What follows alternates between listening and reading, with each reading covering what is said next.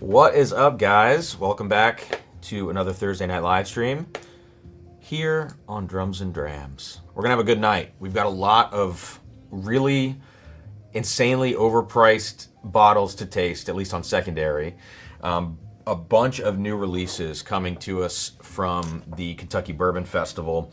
I was not at the festival, so everything that you see, most of what you see, I guess, that came from the festival, I paid secondary for. It was a staggering amount of money, and I was like, am I really gonna do this? But I thought, there are so many people out there flipping these bottles right now. It seems like none of them are being opened. Everybody's just flipping them. They tried it at the festival and they decided to flip all of them. I'm not sure if that's a commentary on the quality or people just trying to get max profits, but we will find out together tonight. As you can see, what we've got on the table this evening, I'll show you the box for this one. The Penelope 13-year Founders. We're going to take a look at this. Got the bottle right here.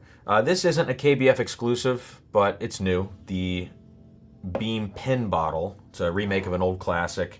We've got the new Parker's Heritage 11-year American whiskey. Kind of a crazy blend here. We'll dive into that. I think a lot of people are curious about this one. Another red label, VVS, Old Fitz. Very, very special is what that means. These are typically distillery only. I've heard rumors this is going to get some distribution. Not sure if that's true or not, but it's bottled and bond 11-year wheated bourbon from Heaven Hill. This one, maybe the most exciting one for me, just because I love high age statements. We've got the Knob Creek 21-year in the presentation box. And this presentation is not seemingly a reuse of the old ones. I think like the 15s got reused for the 18 years. And they put something, is that right? They put something over the side of it, like a plaque. Yeah, I looked at my 18-year back there. This looks like it was made specifically for the 21-year. We got the Beam Lineage. This is not a KBF bottle. This is a distillery bottle. And then this also just came in here. So this is the Michter's Toasted Sour Mash, 86 proof. I've never tried this before. I did crack it open, but I haven't tried it yet. I've never owned one of those.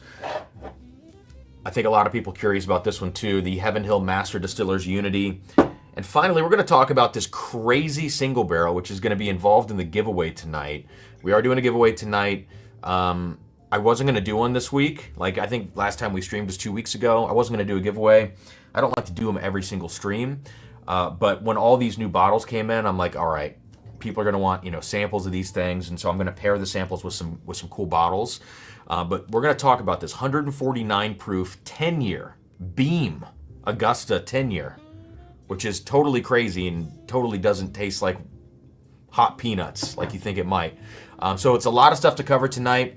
I don't really have any plans of doing any blinds unless we need to fill in some space. And then I'll ask some of the guys that have recently sent samples, which of their blind samples I should pull out and taste. But we probably won't get to any of that tonight. Okay, let me get a sip of water here, get something poured out in the glass. We're going to start with some Eagle Rare 12. And listen, I generally like to keep this channel about whiskey, right? There's so many other places you can go to talk about current events and just anything, positive, negative, whatever. We do hang out in the Drums and Drams Discord as part of the the Patreon, but even in the Discord we kind of keep things, mostly whiskey focused, I would say. But today is obviously 9/11, Day of Remembrance, and so I just want to raise a glass, first sip, first pour of the night, in memory of all those folks. I was pretty young when that happened. I was in second grade at the time. And obviously today's pretty poignant as well. No matter what you believe, what side of whatever you're on, I don't think any of that matters. I think we can all agree what happened yesterday, just an abhorrent act of violence, right? And so that's all I want to say about any of that. We don't need to get into any preaching or lectures or anything, but it is kind of like a somber day, I think, in some ways. And yesterday for me, I just kind of logged off. After everything started filling up my feed, I just had to log off because I couldn't keep seeing everything that was going on. So I think for me tonight, this is a much needed live stream to kind of hang out with everybody. especially with whiskey. I think whiskey is like, you know, it's this thing of fellowship, and it's kind of like a sacred ritual. That sounds a little dramatic, right? But to get around a table, around a fire, on a couch, whatever, with your buddies, right? And you're sipping pours and hanging out and talking about it. I think, you know, I think whiskey is kind of a great equalizer and a great way to come together and, you know, build bridges, essentially, as long as you don't get too smashed. You don't want to build too many bridges, you know what I'm saying? Anyways, cheers, guys. In remembrance, again, kind of a somber day. First sip is, you know, for all those lives lost.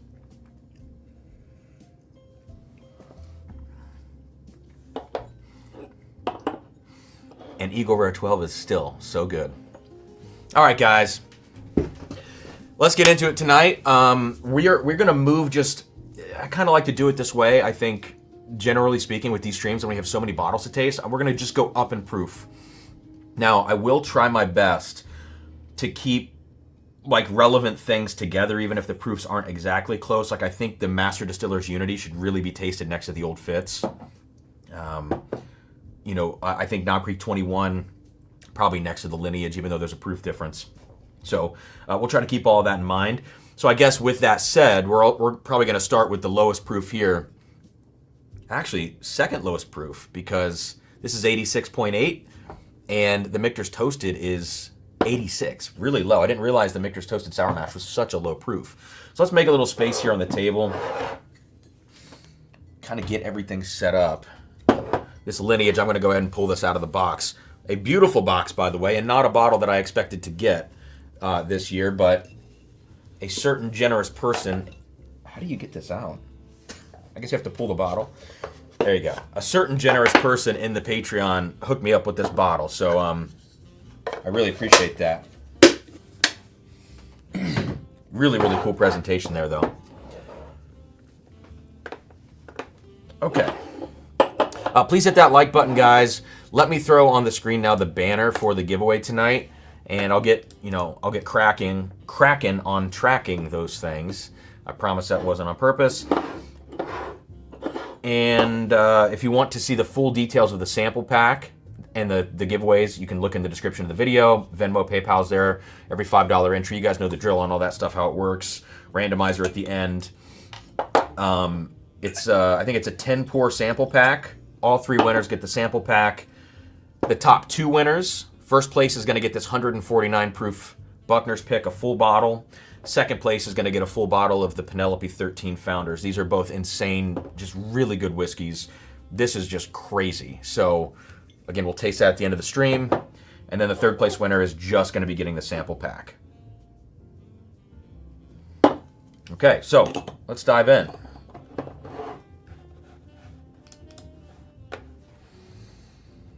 I'm probably not going to go back and catch up on too many of the initial messages, but I'll see you guys as we keep going here in the chat. So, Junior, thank you for the super chat, bro.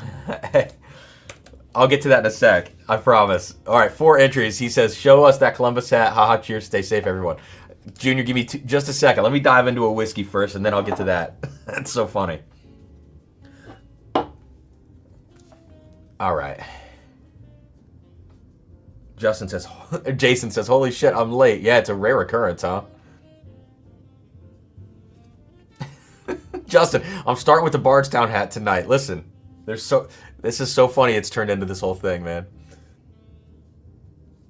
Okay.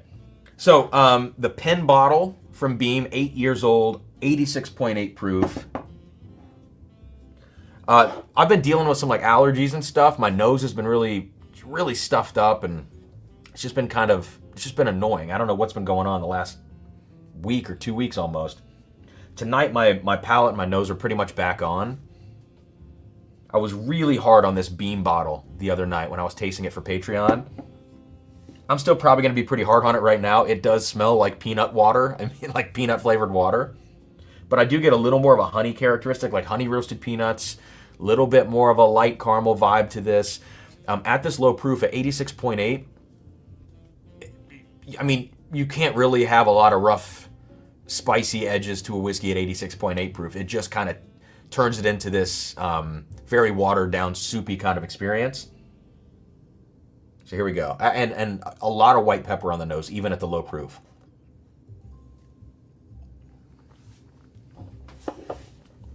Actually, some pencil shavings, too. It's not a note I say very often for whiskey. Yeah. I mean, $100. This is like a $40 experience, $40, $50 experience. There is a nice sweetness to it. Like, I think some Beam products at 6 to 8 years old can still have, I think they can still have just like too much spice, like some, bitter oak kind of things going on. This does have a nice sweetness. Maybe it's the 8-year age statement. Maybe it's the barrel selection that they did to go into this. But I think this is a $100 bottle, and there's just like literally no reason to own it, unless you're a collector and you want to, put this next to, maybe you have the old version of this bottle from decades ago or whatever. If that's not the case, it's a cool commemorative piece.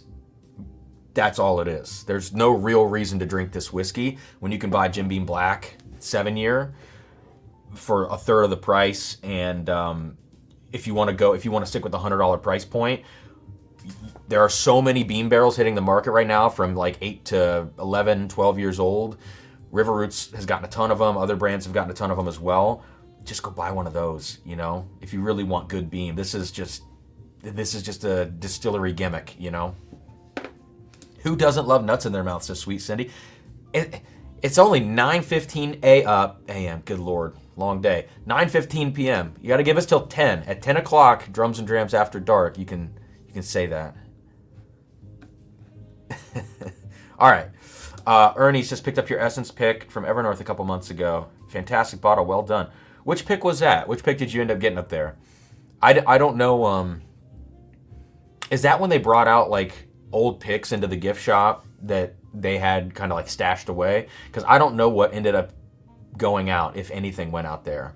Sounds like something did, but I don't know which one it was. So anyways, Ernie, I'm glad you enjoyed it. Brandon, I agree, man. Good food, good drinks can bring anyone together. 100%. Take it easy with your hot peanuts. Dude, I'm going to try. Listen, right now I'm drinking cold peanuts, so peanut water. Scott says, cheers, all definitely night of drinking to block out yesterday for a few hours. Has anyone tried O.H. Ingram Single Barrel? I guess it's Green River aged in the Mississippi River. No, I've heard of O.H. Ingram, but I didn't know anything about it. Brandon S., thank you for the super chat, man. All right, let's get you in here.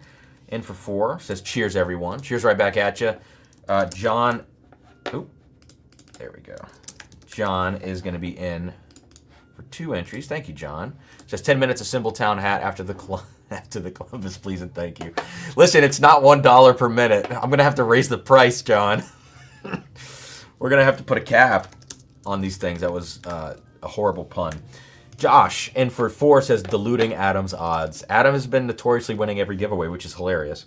All right, we're going to be done with this Beam pen bottle. This is another sample that's going to be in the giveaway. You, too, can experience peanut water if you win tonight's giveaway. There you go. Okay, let's make some space over here. Okay, let's move on to something with a little more, hopefully a little more flavor. Slightly lower proof, like I said. Okay, so Toasted Sour Mash. They just re-released this in 2025. I don't know when the last release of this was. I mean, I think there were some 2019s, if I recall. I don't know if there have been any released. You guys correct me if I'm wrong. I'm not claiming that this is the case, but I can't think of a year between 2020 and now that this has been released. So, I don't know. Let me know if you guys can think of anything. But either way, 86 proof. SRP, I guess I should look up the SRP. Michter's Toasted Sour Mash SRP. 110, is that right? Rob Report, August 22nd article. Rob Report says Michter's just added a new whiskey to its toasted barrel finish lineup. Nah, that's not true, unless this article is years old.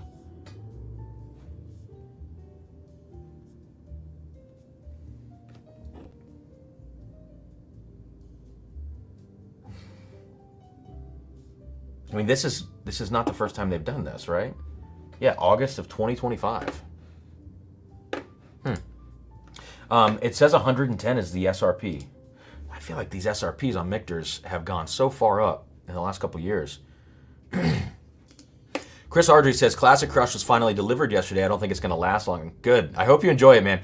Do you kind of get the thing I was going for, though, with it? Like, I really think it has all of these, like, quintessential, 12-year MGP rye flavors. Kind of some darkness to it, lots of, like, darker sweetness. But I just feel like the palate makes it really crushable. And I either love that or hate that, depending on the situation. And I felt like that was kind of a cool foil to the other MGP ryes that we've done that have just been, palate busters. Tony Bag of Donuts, thank you, man. In for 2 says, thanks again for the help with this, for the help and samples. Which beam should I start with? Here's hoping I win one of these prizes. I was lucky enough to try the Parkers last weekend. Damn good. Which beam should you start with? Probably start with Dark Berry Adagio. Actually, honestly, go in order. The reason I put them in the order I did is because I feel like that's the correct order. Is to go 1, 2, 3, 4. Kentucky Prelude, Dark Berry Adagio, Funky Fruit Scherzo, Rickhouse Finale. I actually think if you go straight in order, that's the way I envision it in my head. That's why I put them in the order. So try it that way, man. I mean, lowest proof, Dark Berry Adagio makes sense, but I think it's nice to actually go to that lower proof after the first one. Specs just did 2 Ingram picks. They've done this before. Yeah, that's what I was going to say. Brian, I thought they did this before. All right. We also hit 22,000 subs. Pretty crazy. It's been hilarious that we've gained 10,000 subs in the last 2 months because of that one YouTube short. Doubled the channel subs almost. All right, Michter's Toasted Sour Mash. Very, very, like campfire on this. And this is not uncommon for, I guess, toasted products in general, but especially Michter's toasted products. I think a lot of them can get very, very campfire forward. But you're going to hear everybody say these same notes on toasted things, and this is no different because I think, honestly, like most toasted products on the market these days they're all kind of shooting for the same flavor profile, it seems, except for the one-offs that are kind of cool, like the Jack Heritage that just came out, that toasted.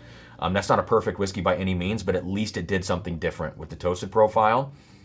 Most of the toasteds you're going to hear people talk about, they're going to say it tastes like s'mores, marshmallow, graham cracker. You're going to get some campfire, some chocolate. This is right. I mean, this is the same. It's like maybe a little bit more of like a honey kind of character. I just said that about the Beam too, but I think I get a lot of marshmallow. I get a lot of campfire smoke. That spicy buttercream that you get from toasted products. Honestly, for an 86 proofer, it's got a lot of presence on the nose, so I got to give him credit for that.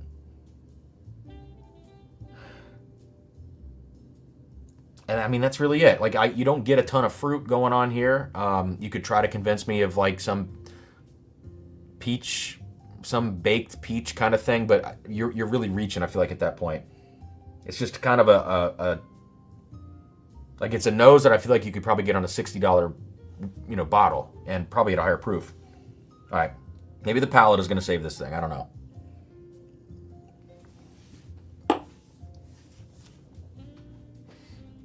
Yeah, not really.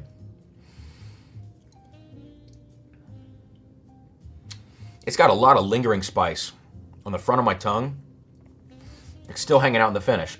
It's like a front tongue palate experience the entire way. The rest of the whiskey is sweet as it rolls back, like as you swallow it.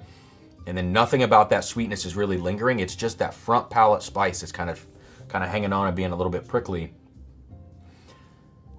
Yeah, this is about as passable as a whiskey could possibly get. You get 86 proof. You get toasted, which is a profile that's so ubiquitous wouldn't be the right word, but it's so predictable. Any toasted product, you could get this kind of a profile. So you get a predictable profile, a low proof, an SRP that keeps going up. You get no age statement, and it's called Sour Mash Whiskey, and it's kind of like a little unclear as to what Michter Sour Mash really is, I think, like, it's just a pass. I really like the normal Michter Sour Mash. I think it's a pretty decent bottle. It's overpriced as most of their products are, but I actually do like their normal sour mash. It's different. It's out there. It's weird. It's got this light sweetness and almost a little banana bread kind of thing to it sometimes. And this is just this is nothing. We just don't need this bottle on the market because it doesn't move any needle at all. So, anyways, yeah, I don't know. Listen, if you're outside hanging out, you want outside whiskey, outside background whiskey. Like, this is gonna have enough spice and tingle at the front of the tongue to hold your attention for just a second. The rest of it's really sweet and crushable. If you're hanging out with your buddies outside, I think it's a fine whiskey, but I don't know. Brian, if you like Blanton's and wanted something worse, this is it. It's not wrong. All right, well, we're 0 for 2 so far for tonight's. I mean, listen, we're getting into the bigger league stuff here in a second. But, well, if you want to taste these two things, enter the giveaway. There you go. That's a great selling point, huh? Okay.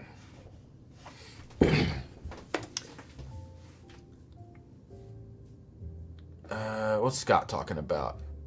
Yeah, talked to Michael for a while about it. I'll hit you. Got you on a sample. I don't know what you're talking about, Scott.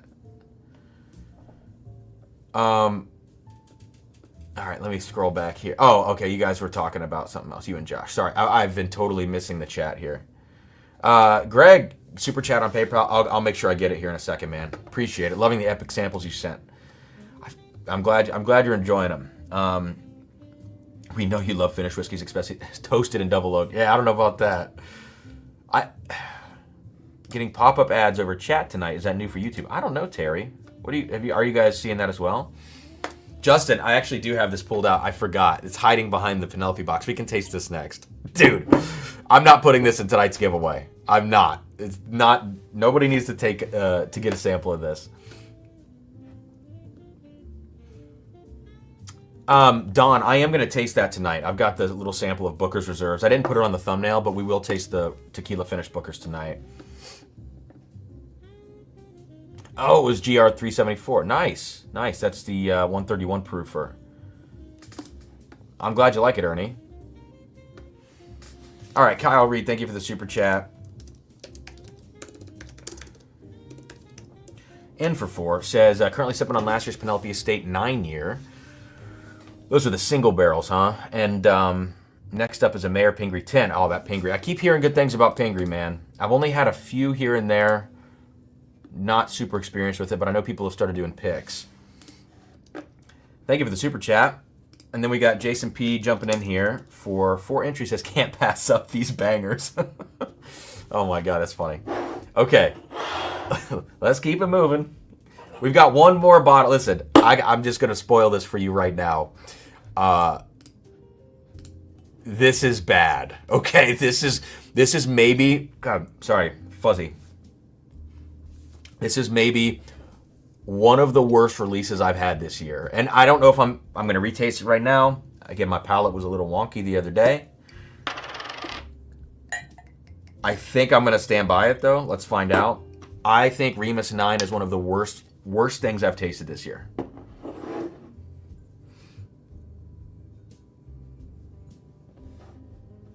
Hang on.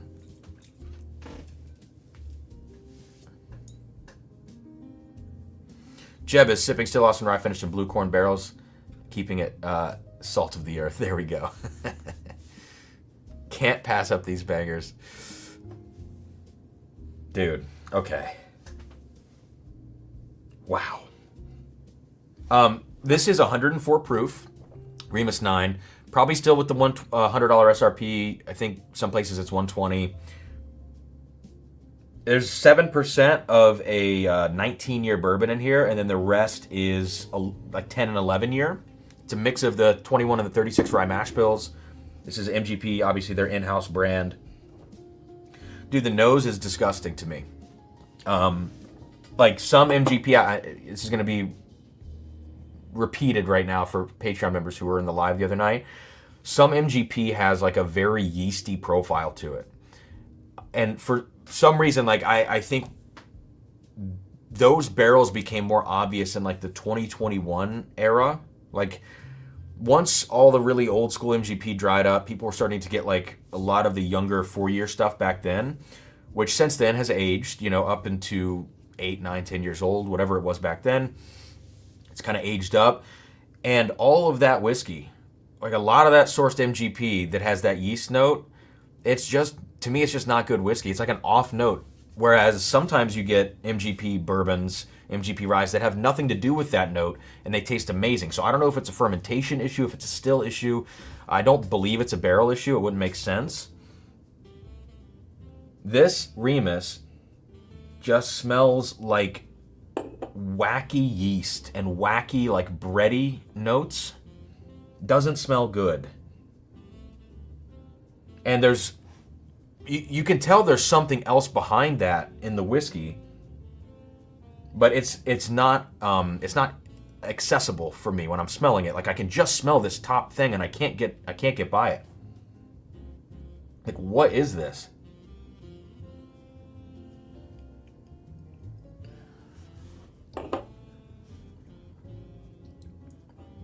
Lots of spice. Like credit for them pulling off a whiskey that, to me, from a spice perspective, drinks way over 104 proof. It doesn't drink over 104 proof from a body perspective. It's not like a hefty whiskey. It's very pointed, very prickly and direct on the palate. There's like a lot of black pepper in here. There's some supporting fruitiness in the background. It's kind of like that, I've said it before on these Remus products, like that fruit cup syrup note. That's like the supporting fruit. But then everything else is weird, yeasty, like oatmeal cookie. I don't know.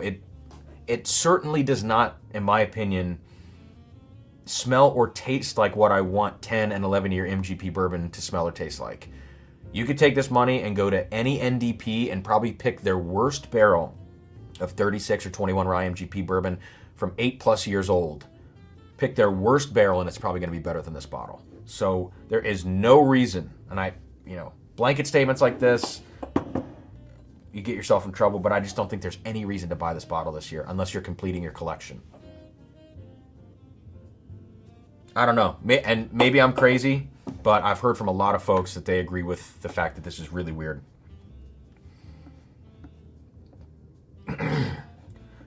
Excuse me. All right. Awesome with the merch link. Thank you, man. I'll get you in for 2. Yeah, guys, check that out. We got some merch going on. I need to get things updated and new options and stuff like that. It's just, kind of low on the agenda right now. And another glassware link. Dude, thank you, man. You don't... I swear I'll put it on the screen without the super chat, but I appreciate it, dude. Dan says, MGP kept all the crap barrels and made Remus 9. I think that's probably true. And then, oh my gosh, awesome with another one. Okay.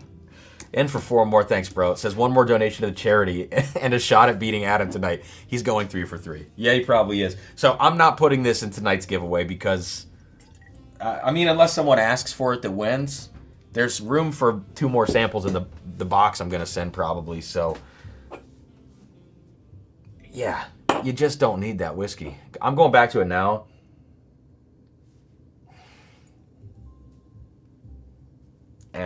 It's like malty almost, and I love Scotch, but that's like a weird American malt thing to it.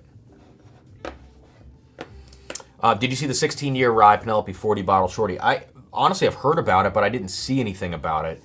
I haven't even seen a picture of the bottle or anything, so I wonder if that's even going to show up on secondary, because when it's such a small bottle count, you don't really know who picked those up or whatever. Greg says, crack the Essence SD333 109. Awesome, thanks, Cam. I hope you enjoy it, man. Yeah, I love those weeders for sure. Unity next. Let's see. Can you send the whole bottle to Adam if he wins? Yeah, we could probably arrange that. Oh, Lido, no, it's not in a good way. Actually, though, if you do end up trying it and you like it, let me know, because I'll be interested to hear your thoughts on it. Okay, we're going to move the pen bottle down here. And now I think we can get into Yeah, I think we can probably get into the Unity, right? The Unity and the Old Fitz are going to be up. So what I'm going to do, I'm going to get these poured out, get a little bit of air into each.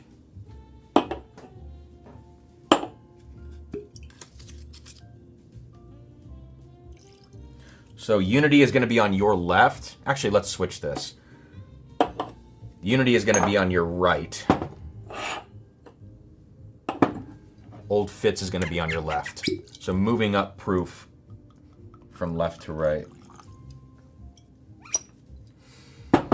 Hey guys, anybody that was at KBF, could you let me know the SRP of these two products? I think the Unity was $225, but what is the Old Fitz VVS? Let's see if I can find it like on a real quick Google search. Old Fitz VVS, it says 170. Does that sound right for those who picked that up?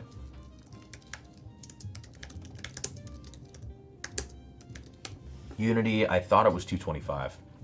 Yeah, 225. Okay. Jeez, man. These prices. Okay.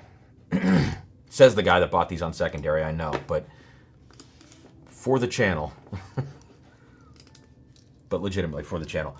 B. Walsh in for 4 says, was able to snag a Nightlight most recent drop. Looking forward to it. I hope you like it. I'm nervous because it's a light whiskey pick. I'm not so tuned in with what makes great light whiskey. You know, it's not my style typically, so I'm hoping people like Nightlight. I really am. Let's get these glasses coated. I'm going to add a few Venmo Super Chats here. Guys, just real quick, drop a like if you haven't already. And we've got this giveaway going tonight. First place winner gets this 149 proof. I have an unopened bottle, obviously. 149 proof, 10-year Buckner's. Only 18 bottles came out of this barrel from what I understand. It's 10-year, 149 proof, super hazmat. We're going to taste it at the end of the stream. First place winner gets that, plus the sample pack. Everybody gets the same samples. You can find that in the description below. It's pretty much everything I'm tasting tonight. And then the second place winner is going to get a full bottle of the Penelope 13-year Founders from Heaven Hill, sourced from Heaven Hill. Third place winner just gets the samples. So we got 3 winners this evening. All right. If Adam doesn't win, everyone should unsubscribe. There we go. So yeah, 180 and 225 basically. After tax for VVS. So it's probably 170. Holy cow, man. All right, and one other quick thing. It's become a running joke in the Patreon or in the Discord because I just wear, I wear all black, right? And I wear a black hat on here. And you can tell I haven't set up my new cameras. Come on, focus. There we go. It was a joke that if you send me a black hat, I'll wear it. And so Adam handed me one at Augusta, and then I got 2 more in the mail this week. So I think it's turning into a thing that people are shipping me black hats. Some of them will get me in trouble. But Adam's is the collection. He's been the title sponsor of the channel for a few weeks, apparently. This one I can't wear until we're Drums and Drams After Dark. It says Mayor of Titty City. If you guys know that old Comedy Central sketch, you know what this is about. It's also, people call the Symbol Town pick because it's got a bunch of symbols on the label. They say they look like boobs. So we got the Mayor of Titty City hat. This can maybe come out a little bit later. And then I just got this one from Junior that says Columbus and D&D on the back. So it's a flat bill though, so it's gonna look silly on me. There we go. It's insane. So if anybody tunes in and they just see me wearing this hat and they're like, who is this douche? Blame it on Junior. All right, I'll do like 10 minutes with this before we go back to normal. I guess I could just turn it around, right? D&D? I don't know. Whatever. Junior, thanks for the hat, man. This is an inside joke, this hat. It's a tribute to Eazy-E. Put the other hat on. You guys are funny. Okay. Let's get into this tasting now. Let's start with the Old Fitz VVS 11. Let me grab these super chats here. Grab a few of them. Justin, I'm putting Justin in for 4 because he super chatted me $20. that's a whole other story. But Justin gets 4 entries for that super chat. Travis, in for 2 on this is on Venmo here, says helping add to the floor bottle situation. Oh man, I just don't look good in a flat bill, guys. The big head makes it work, says Brandon. I feel like I need a beard to wear this hat. You know what I'm saying? Thank you, Travis. Larry Batterson is in for 2 with a bunch of peanut emojis. Thanks, Larry. Dan H is in for 12. $60 super chat, Dan. Thank you, dude. He says super microphone. Super chat. There we go. All right. And blame Dan for the Remus 9. I'm just kidding. Zachary Powers in for 4 with comment says Unity. We're going to get to that right now. Let's do 3 more real quick. Leo says peanut water. Okay, thanks, man. Maybe Leo's going to win and get some peanut water. All right, 2 more. Chris Ardrey with a massive super chat. $100, 20 entries. Thank you, Chris. Says, don't pick Adam again. We're going to see. We'll try not to pick Adam again. And the last one is Ben Arrington for 4. Says, here's to a great Thursday night. Thank you, Ben. Thanks, guys. Got 3 more left on Venmo. I'll check PayPal here in a sec. But let's do a review now of the old Fitz VVS 11.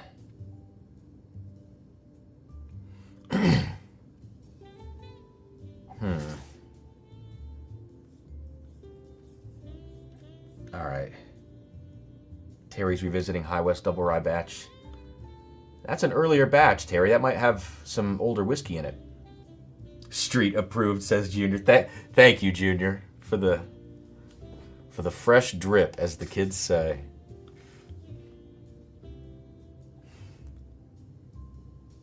All right. On the nose. The old Fitz, so it smells good. First off, does it smell like a $170 bottle of whiskey? I don't know. Does it smell like a $700 bottle of whiskey? Like when I think of what goes for $700 on secondary, this does. But I think of the other things that go for that price point that are in the same realm. No, this doesn't smell like some whiskey that's going to change your life that you should spend $700 on. That's the first thing. But this has that like really soft sweetness to it that the old Fitz 17 has. That's one of my like all-time favorite bottles of whiskey, the old Fitz 17. When you go to the old Fitz 19, it's just oak. It's so much oak. You kind of lose that weeded soft sweetness, and it gets replaced by oak.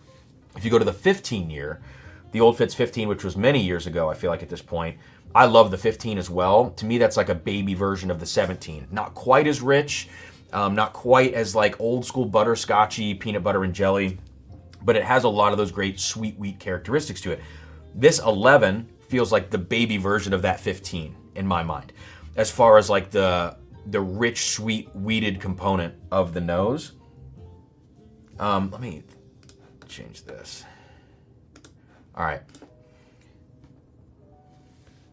Now, the best part of the nose for me is the fruit element here. So this does have some fruity qualities to it, and I think maybe this fruit component is why this earned the title of VVS. Maybe it just earned that title because they wanted to hype something up and have a separate release. Who knows? But there is like, if you guys have had the Evernorth Cobbler, this kind of smells like it has the notes of Cobbler, which was finished in like blackberry and raspberry brandy and all that crazy stuff, and vanilla, I think. This smells like that, but natural, like not put into a finishing cask. So maybe 60% less concentration of those notes, but still there enough that you can recognize them.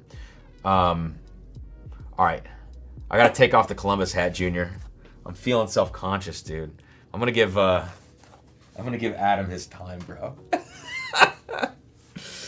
There we go. Collection. We'll be collection approved for a second. See if Adam wins the giveaway. Then we'll go back to the Columbus hat in a second.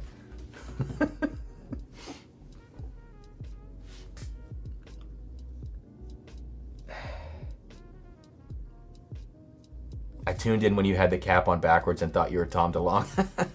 I do wear my cap backwards when I go running.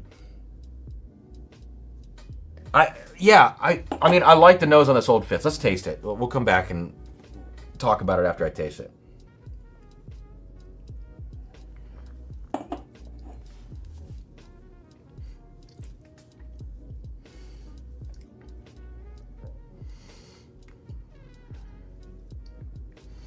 All right. I'm going to do one more sip. I think I need to do one more right after the fact.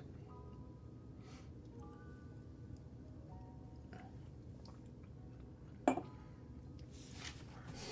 it's really good. On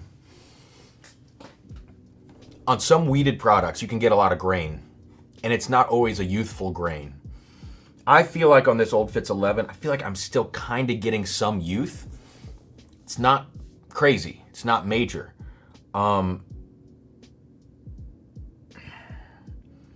to decide if it's a grain that I like or I don't like. I'm really torn about this. I think at SRP, I think this is a pretty good bottle. I don't love it at 180. I'd love like, to me, this competes with bottles in the 130 to 150 range. At 170, 180, it's like, all right, pay the $20 upcharge, whatever. We're pushing SRPs up nowadays. But I don't think anybody on secondary should be shelling out. It started at $1,000, which is crazy. I think I paid $700 for this bottle. Do I regret paying $700 for this bottle? Yes, 100% I do. I would never recommend a consumer buy this for $700. If you luck into one, if you're at the distillery and you get one for SRP, I think you're going to really enjoy the whiskey. But if you're going to pay secondary, go buy an Old Fitz 17. It's the best Old Fitz they've ever done besides the 13 VVS last year. And some people would argue that the 17's better just because it has a little bit more body to the whiskey, even though it doesn't have the dustiness to it. But this is just like a very solid Old Fitz release. I don't find it having anything that is very, very special to me. It has some cool notes, like, don't get me wrong.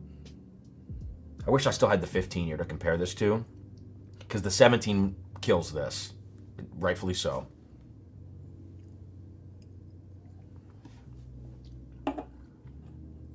Yeah, it's not memorable whiskey. It's just really good whiskey. And at 100 proof, being a weeder, like, you're going to crush this bottle. And that's about it. So we'll come back to it in a second when we compare it to the Master Distiller's Unity, which is a slightly higher proof. This is going to be 107. How does it compare to the 11-year Black Label? I don't have the 11-year Black Label. I don't have a bunch of Old Fitz, unfortunately.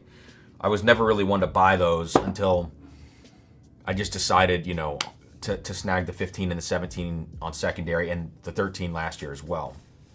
I'm out of the 13, unfortunately, too. What am I doing here? I got B. Walsh on the Super Chats. I missed one. Let's see, who was it? I think it was Terry. I think I missed Terry's Super Chat. Oh, and John. All right. Thanks for the Super Chat, John. Got you in for 4. Says, for the building fund. Yeah, the house is coming along, man. All the out, the exterior stone and everything's done now, so I think I walked in yesterday to the garage, and all the cabinetry was sitting there in boxes, and all the doors were in the garage, all the, the trim and everything, so it's moving along. Terry, thank you for the Super Chat. Got you in for 2. Next in line, no hat for 10 minutes. Bear, no, dude, come on. No, I gotta put some gel in this mop, or else I look like a Lego character. We'll leave Adam's hat on. The hat is gonna turn into a thing, though. I can just sense more black hats being delivered to the house from people that then say, you have to wear this. All right, Master Distiller's Unity, 107 proof. This is a blend of, they call it Master Distiller's Unity. It's got 34-year bourbon distilled by Parker Beam. 34-year bourbon. How much does each bottle have of that 34-year bourbon? 2 drops? I'm not cynical at all. 14-year bourbon, produced by Parker Beam at Bernheim. The 34-year from Parker Beam was at the Old Heaven Hill Springs Distillery. 8-year-old bourbon produced in 2017 by Denny Potter at Bernheim, and then 6-year-old bourbon produced in 19 by Connor O'Driscoll at Bernheim. So it's 34, kinda, 14-year, 8-year, 6-year. So you have a wide range of ages. Again, it's called Master Distiller's Unity. You can see why they've featured all the Master Distillers, all the stuff that they have distilled themselves. But a $225 bottle. Brandon says 27 barrels total for this blend. All right, that's good info. Thanks, man. Sam, so are you saying this Old Fitz is very, very normal? That's exactly what I'm saying. I'm going to pour a little more in the glass. Like, as I go back to it right now, there's very little in the glass. And once it sits out for a second, it gets even fruitier. And it does have, like, really, really nice kind of jelly notes and blackberry notes, like grape jelly. But when you have more in the glass, as I like have a little fresh pour, you get a lot more of the wheat character to it, a lot more of the sweetness. You know, you're kind of like wheat bread, caramelized sugars, you know, that kind of thing. So I just feel like that, and it's like what I always say about wheated bourbon from Heaven Hill, I just think it needs like a few more years in the barrel. I think you wait till this is 13 or 14 and it becomes a very special whiskey. Bottled right now at 11, I just don't think it should be called VVS. You know, like, let the VVS bottles have higher age statements unless it's tanked, dusty whiskey like last year. Let that be where you put your 16 to 19 stuff. And then throw your 9s to 13s or whatever in the regular Old Fitzes. But to bring the VVS down to 11 years and then not actually feature it, like not feature the best whiskey that you probably could, that doesn't make much sense to me. Okay. Master Distiller's Unity smells very good.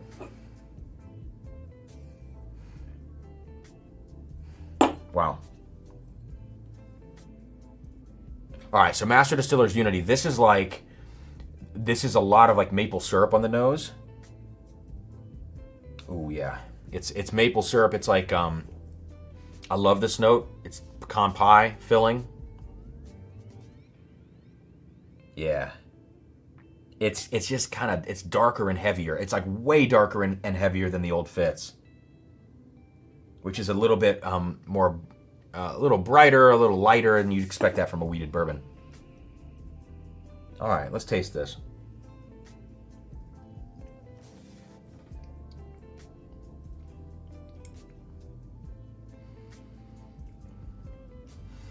The palate doesn't really do much, though. Oh, man. So the whiskey smells awesome. 9 out of 10. Smells great. And I don't know if it's just because I'm coming off the Old Fitz or what. Here, let me, I don't know what these are. Oh, that's the toasted. I don't want to do that. All right, so this is Eagle Rare 12, all right? It's 12 proof points lower. Probably about the same age, or maybe slightly older on average than the Unity. Way different profile. I think the Unity, I think it largely stands up. It smells nuttier when you compare it to Eagle Rare 12. You would expect that. But the palate,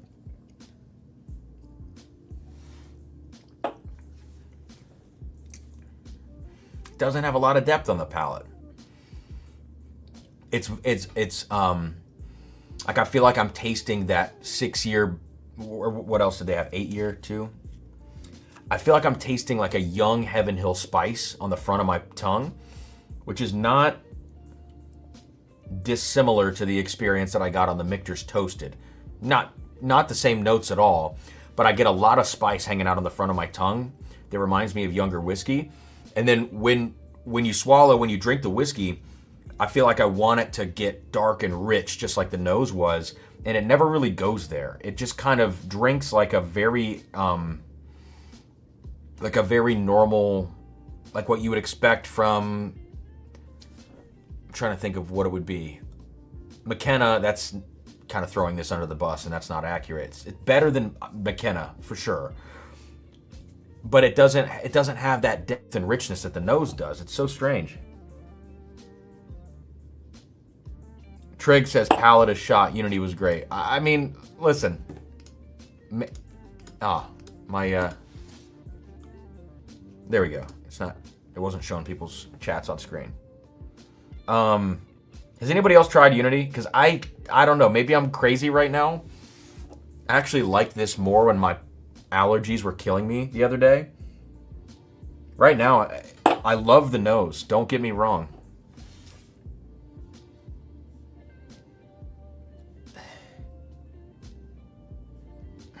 What do I compare this to? Like, what's the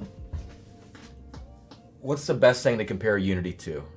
I have a barrel pick that we did called Cafe Cadence, but I feel like that's a little bit, it doesn't help people. It's a one-off barrel. What should this be compared to? 107 proof. Let's just say, who knows what the percentages are. Let's call it a 10 to 12 year product on average.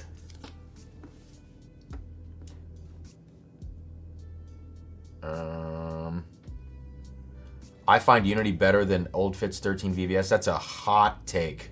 That is a hot take. Listen, it's probably going to drink with more spice. I just don't think the spice is supported by what you expect based on the way it smells. Oh, Kenny, I don't have Evan Williams 12. That's like the one bottle I have never owned is Evan Williams 12. I've never even tasted it.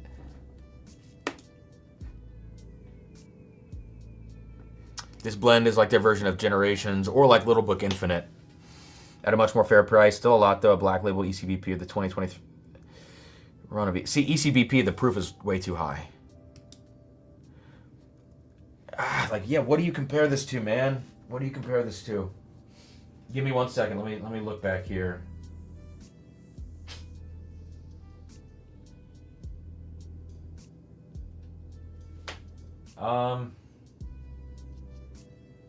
I just don't think there's anything in the room that like makes sense to compare this to.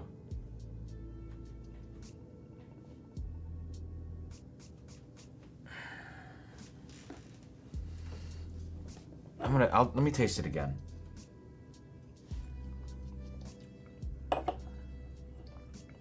Am I just being like, am I being an idiot, right? I feel like I'm being an idiot.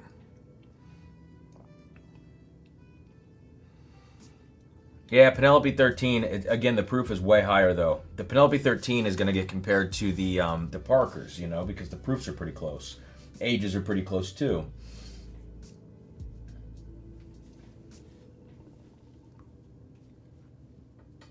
Compared to Gatsby, I don't know.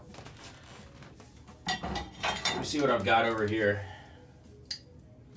Okay, let's see.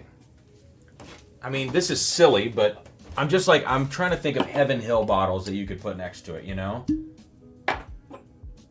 This is the PGA from last year, from 2024, which I felt had like a pretty nice profile for Heaven Hill. It's so random, this comparison, so don't judge me, but I will happily take any other ideas.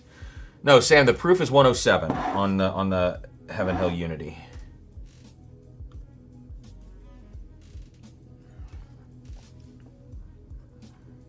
Yeah, the proof just doesn't hold up on this, but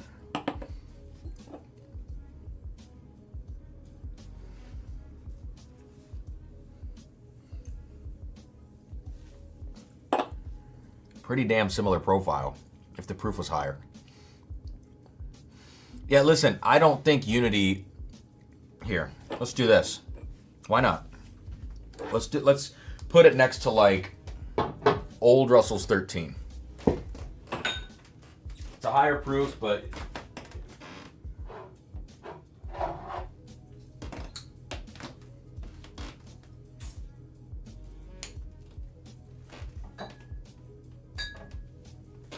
yeah, I don't have Little Book Infinite anymore. I got rid of that.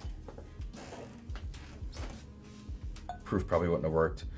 So here's some Old Russell's 13. I'm just curious, you know, because listen, as far as like price point goes, those Old Russell's 13s are like $350 or something. And it's probably about the same age, proof slightly higher. I know there's older whiskey in that, but there's also older whiskey in this Unity. So I'm just curious, like, does this feel like a bottle that should be $225, you know?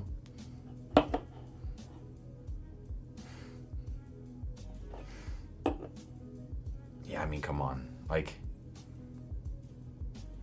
Justin, I sent you the Evan Williams 23. Justin, I haven't even opened the box yet, dude. Where's it at?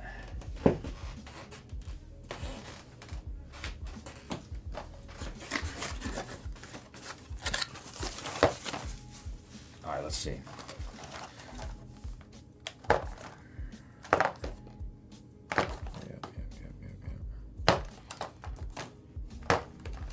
Justin, I didn't realize that Balcones was, Yeah, but the Evan Williams is so much older, Justin.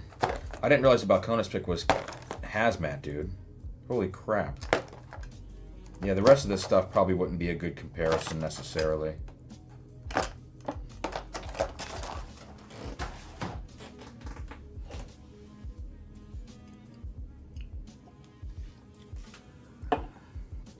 That's the thing, like, the old Russell's 13s have so much, like, what's special about them is that they have so much oak and they have so much depth. And then, I mean, the Unity, it just smells like there's too much young whiskey in the blend for me to be like, yeah, that's $225.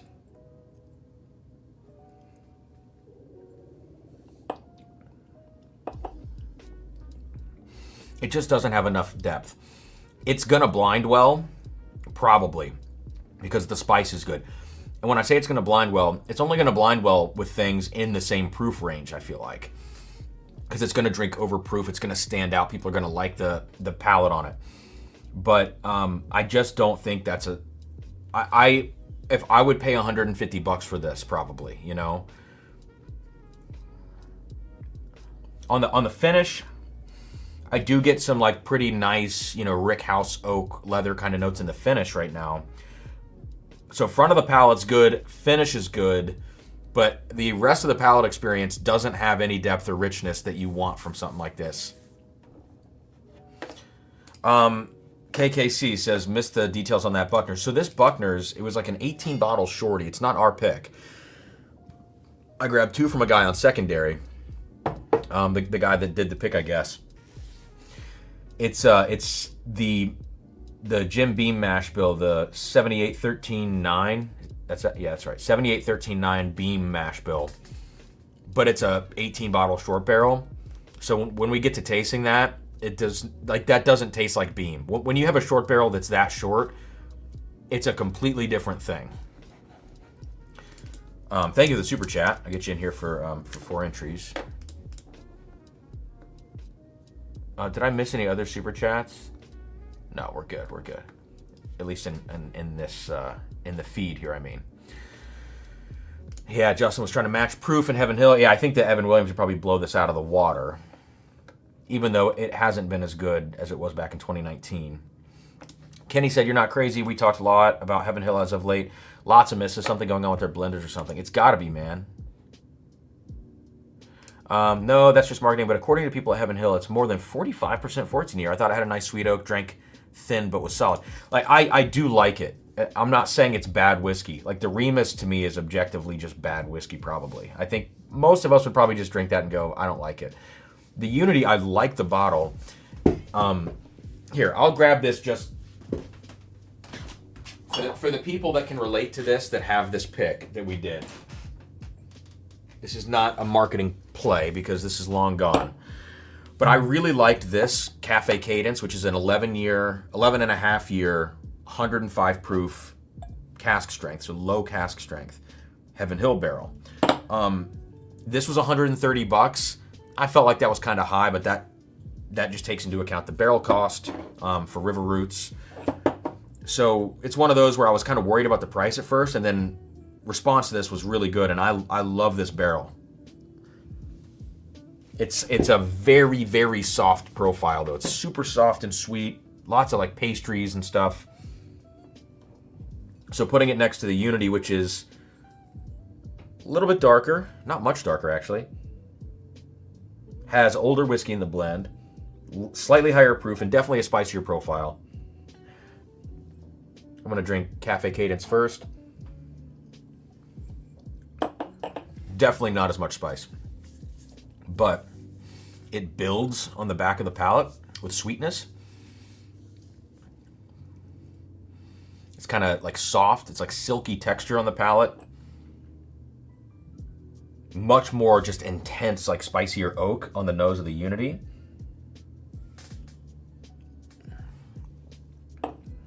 Much more on the front palate, but then no real growth after the front palate of the sweetness. It's just more spice that rolls back. So they both have their, like, imperfections, I guess, you know? But when you're talking $100 more for this and something that's gimmicked to hell because of the master distiller thing, I just think you got to probably put out a better product at $225. Is it an intentional money grab? I don't know. You could debate the motives of it or whatever, but I don't know.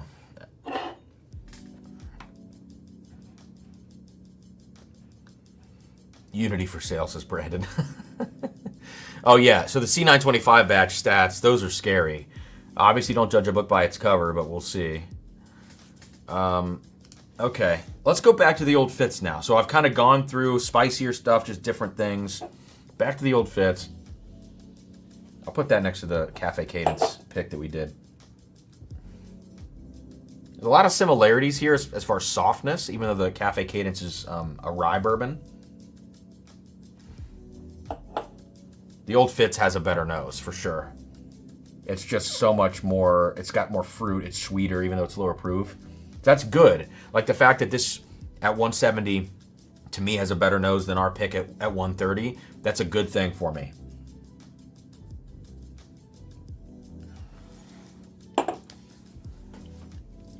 And the palate's solid. Yeah. I'm an SRP guy on this. I don't think you need to chase this on secondary. Final conclusion. This, I just don't think this deserves the price point. I don't think it moves the needle. Definitely don't pay secondary, and I would hesitate to buy this at SRP. At $225, like think about other bottles around that. $250 was Russell's 15. I know that's anomalous. $250 is going to be Knob Creek 21, which we haven't gotten to yet. I just think this is not it for that price point. If it was $150, I would say pick it up. My only complaint with Unity is that it really does drink thin, but it has a great sweet oak spice. Cool story with the 34 year, but yeah, gimmicky. Yeah, it's like, man, if somehow they could have maintained a little more body to the whiskey in the palate, I think it would be stellar. Anthony, that's a good. Listen, good point. Talk about ECB C925. Some books I'm going to judge by the cover. Yeah, they haven't really given us a reason not to. Wish they would just go back to the 12-year age statement. I agree. Hey guys, I heard something about Star Hill Farms single barrels. Is that true, or was that just like some weird? Did somebody misspeak online? Jeremy says, I love Old Fitz 13. Me too. All right, I'm gonna put Junior's hat back on. Junior, I'm so glad you believed in me enough to send me a flat bill. And actually, maybe you didn't send it to me because you thought I could pull it off. Maybe you knew that I couldn't, and that's why you sent it. But yeah, I heard something about a Star Hill single barrel. Is that true, or was that just like some dumb Facebook post? Jeb, dude, thank you for the super chat. All right, and for 10. Said the real question is, will you be able to get your tacos delivered to the new house? No, actually. I think I'll be too far out at that point to get them delivered. I'll have to find a new joint.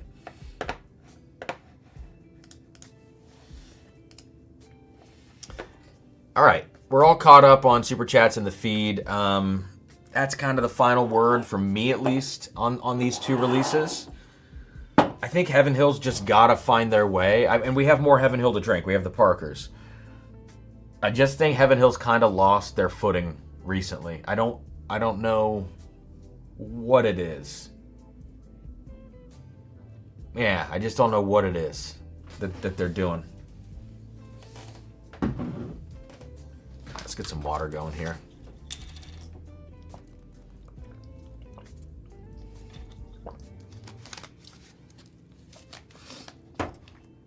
Okay. I need to get a few more glasses.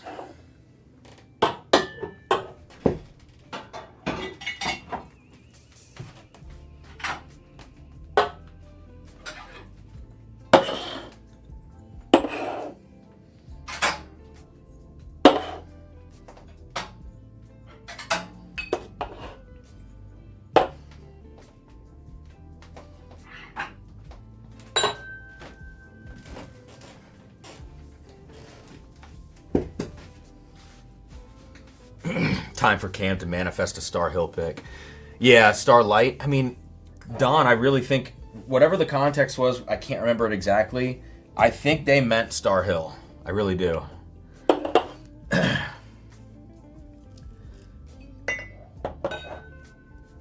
Where are we going to go next?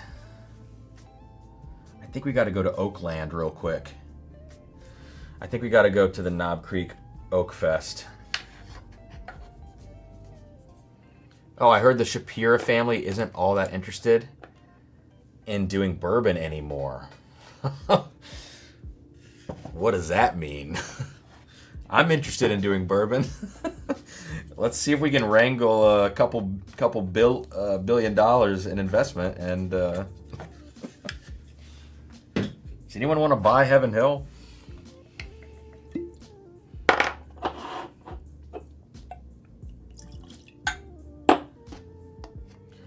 This is one of my most anticipated bottles of the year. This Knob Creek 21. Just FYI. I have been so excited about this. We're going to put it next to Lineage, which is one of the most badass presentations, I think, on the market. Not only the bottle with this screw top, but the packaging that it came in. I think this Lineage is so cool. The freaking little handle, you know? And I'm going to actually put these next to Knob Creek 18. And that's part of the reason I did the giveaway. If you look in the description of the video, you can see the giveaway samples. I'm putting Knob Creek 18 Batch 3 in the giveaway tonight so that you can also do this comparison, because I think this is a really cool, like, old beam comparison. Okay. Let me grab a few more Venmos here.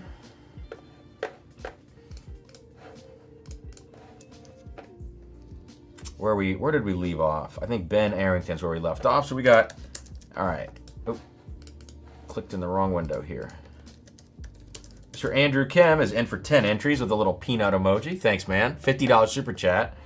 Kyle Farr, appreciate the super chat. In for 5. Says, cheers, brother. Cheers right back at you, Kyle. Thank you, man. Lawrence Chang. Oh, no, what did he say? I just saw nut juice or nut water. He says bowling pin equals peanut water equals nut juice. Yeah, well, that's pretty much it. Jeremy, Mr. Slad himself, says, tell me how you defeated the CEO. That's a... I can't talk about that publicly. That's an inside joke. Matt Holderby in for 4. Thank you, man. Says little house emoji, says cheers. Thanks, Matt. Appreciate it. I only got 4 more here, and then I'm gonna open up PayPal, throughout the stream and make sure I get those too. Sean O'Donovan, for Aaron O'Donovan, with a couple of party emojis. I got you in for 10. Thank you, Aaron. We got 3 more here. Adam McIntyre, the merch man himself. And I still have some samples from Adam I need to get to, some cool barrel picks. In for 10. We got one big one here from Guy. Thank you, Guy. With a 20 entry super chat. $100. Says cheers. Thank you, Guy. Thanks, man. And finally, Matt Cochran is in for 4. Says, for the Black Hat Fund. Which black hat? We're going to start racking them up here, it seems like. Okay. Very cool. Thank you guys for the support tonight. I'm excited to taste the Penelope for you and the Buckners, which are the 2 bottles in the giveaway, and in addition to these samples. And I think one thing that's cool about the samples, sometimes folks, if they're not in the Discord, they'll send me an email like after they try some of the samples. I love hearing from people about that because, like, I go through these streams and sometimes, I'll get an email that's like, hey, I went back and tasted along with you through the stream of the samples that you gave away. And I like to hear people's feedback on that stuff, because I'm so curious about this Master Distiller's Unity in particular. And the old Fitz, I think I'm pretty settled on. But the Unity is just hearing that folks really liked it, and I've heard folks that are underwhelmed by it. I'm like, I don't know if the price point plays into it and perceived value of it. And if I had it blind, not knowing what it was, if I would really like it or really not like it. So, yeah. Okay. We got 3 more super chats that came in on Venmo, but I'm going to pull up PayPal. I'll get to those Venmos in a second. Appreciate you guys. Look at the color on this Knob Creek 21. And listen, you would expect a color like this. Absolutely. The nose on that. Holy crap. I'm just coating the glasses here. Lineage, also very dark. I think Lineage is 15 years. Is that right? Is Lineage 15 years? Yeah, 15 years. Father-son collaboration. Nice. 111 proof for Lineage. So the 21 year and the 18 year are both 100 proof. Lineage is going to stand out because it's 111. Color on the 18 year. It's actually lighter than Lineage. All right. And yeah, definitely lighter than the 21. So let's dive in now. I'm going to just start with like kind of a full review of the 21 first. Let's see.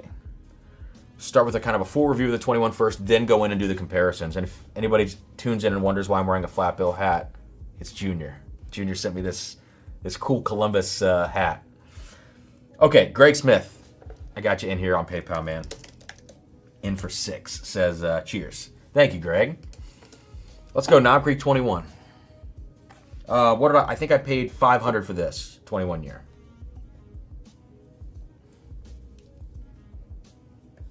Man. Oh, Dan with the freaking massive super chat, dude. Wow. Paul Graham, what's the Venmo address? It's in the description. Drums and Drams. Just kind of all one word spelled out. Dan, thank you for the super chat, man. And for 10. You said something else, didn't you? You said, Cam, the second super chat clears my conscience for the Remus 9 debacle. Thanks, dude. You did not need to do that. Joseph says, we opened the Knob Creek 21 back at the hotel after KBF. Loved it. Almost as good as Evan Williams. That's a good comparison. Actually, Justin, I will use that Evan Williams 23, man, tonight. So, Knob Creek 21 on the nose. This is my profile. This is old-ass, oaky as hell whiskey.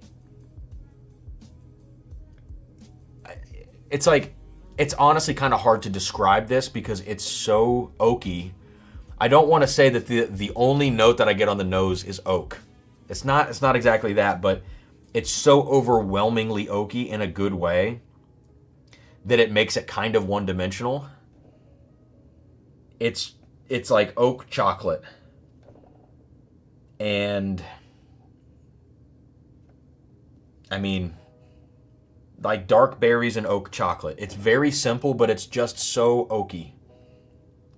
I love the nose.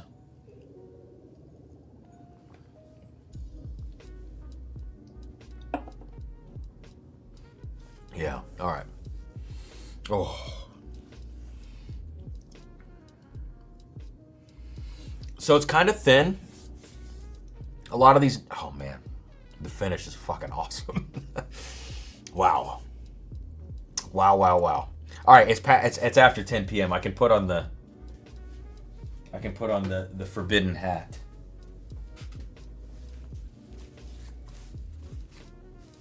I can put on the forbidden hat. The hat that'll get you fired from a job. Let's hope that doesn't happen.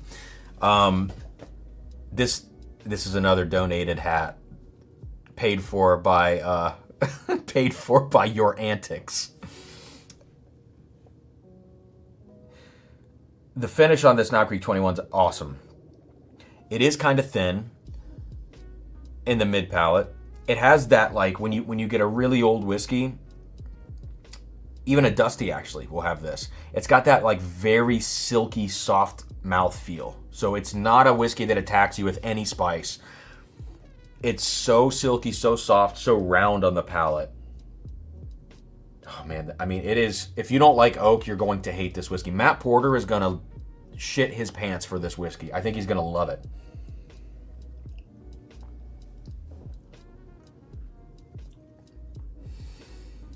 It's crushable in a mouthfeel way, but not in a like in a flavor way. You kind of want to let the finish go because it just keeps like coming back with more chocolate, more oak.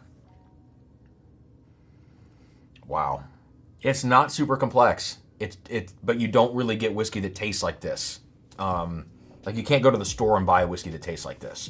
The only way that you can get whiskey that tastes like this is to go to Kentucky and get an Evan Williams 23 probably. So I will pull that sample back out here in a second. I love it. It's not perfect at all. It's flawed whiskey. If it was 115 proof, I think it might be the best whiskey of the year because it's 100 proof. I think it holds it back. But this is one of my favorite releases so far this year, with all of its imperfections. Is it going to blind well against other things? I don't know. If you take like drinking experience into account, probably not. But if you just think of it from a flavor perspective and a uniqueness perspective, it's one of my top 5 favorites of the year, I would think.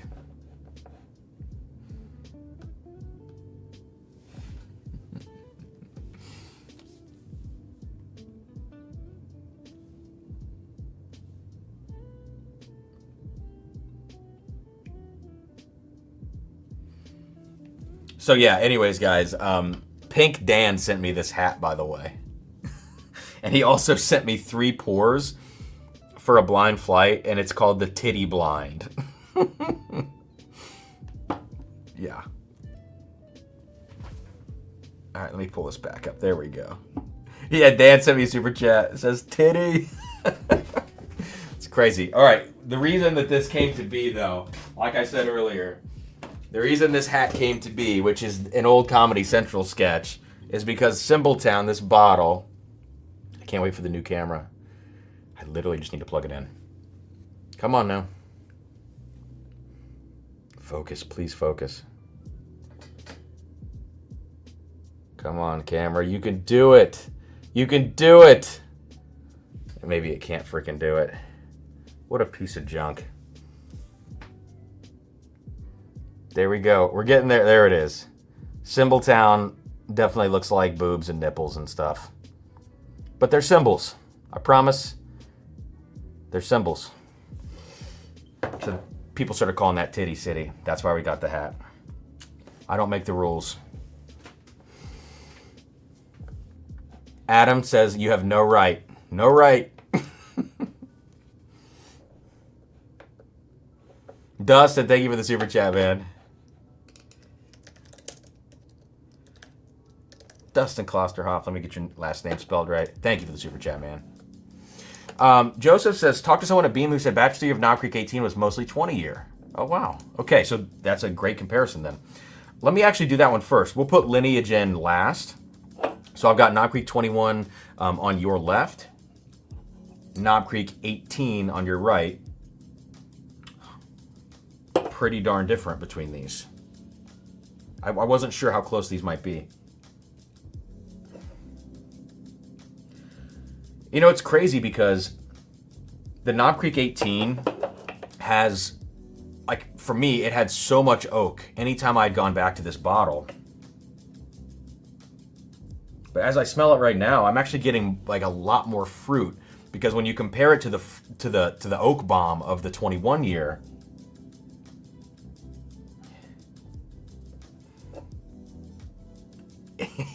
it doesn't have nearly as much oak as the 21. That's so wild. All right, let me taste it.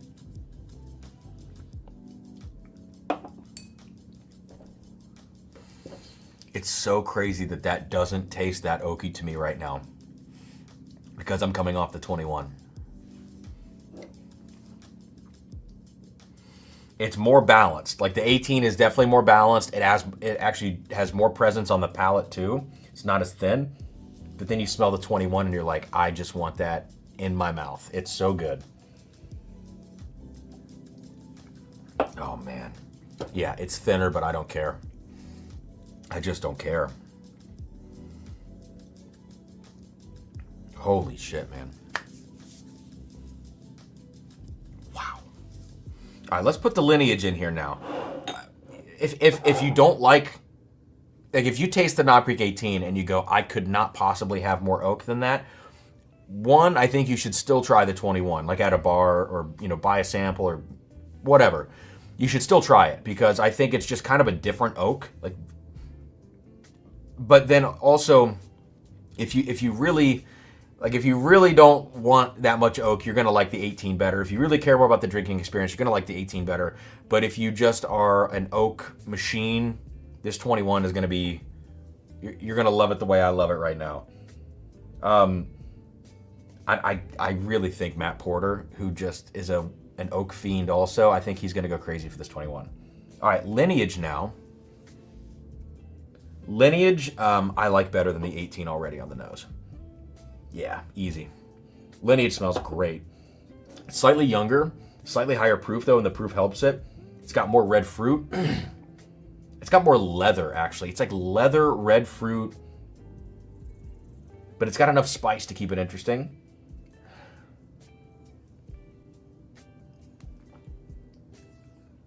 Oh, and the palate is so good at that proof. It's nice to come off these 100 proofers and then drink something like this that has way more spice, way more just interest on the palate. So I think it's actually a toss-up for me between the Lineage and the Knob Creek 21 for very different reasons. It's oak versus like balanced old whiskey. Both of them are kind of around the same price. I think the Knob Creek is $250, and I think the Lineage is, I want to say it's like $220, $230. Austin, I know Austin in the chat knows. I think these are both awesome. I would buy both of these. Is Knob Creek 21 worth, like, I think secondary's at $500 right now? Drinking experience, no. But profile, maybe. Like thinking about other $500 bottles on secondary. If you're playing in that realm, maybe. I would wait. I would just be patient on the 21. Wait for more of this to hit the market this fall.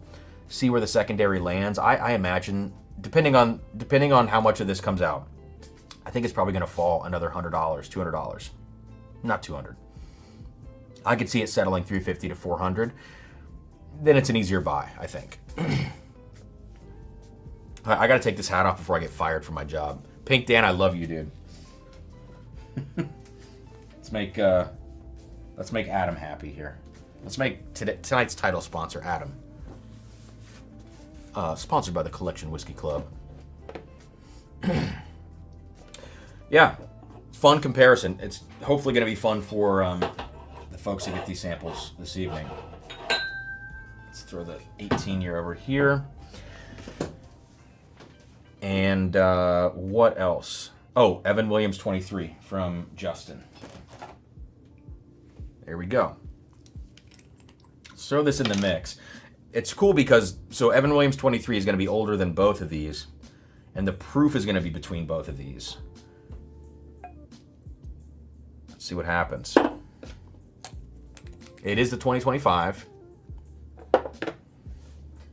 All right, Michael Hogan, let me get your super chat here, man. Appreciate you. Michael Hogan is in for 10. Thank you. It says, the mayor's in the house. Adam is the mayor. I'm the city councilman. I think Adam has more Symboltown bottles than I do. Knob Creek synonymous with not striking out. Not saying they always hit home runs, but very good chance any Knob Creek is going to taste good for the money. That's a really good point. Because like the 12-year is a perennial favorite.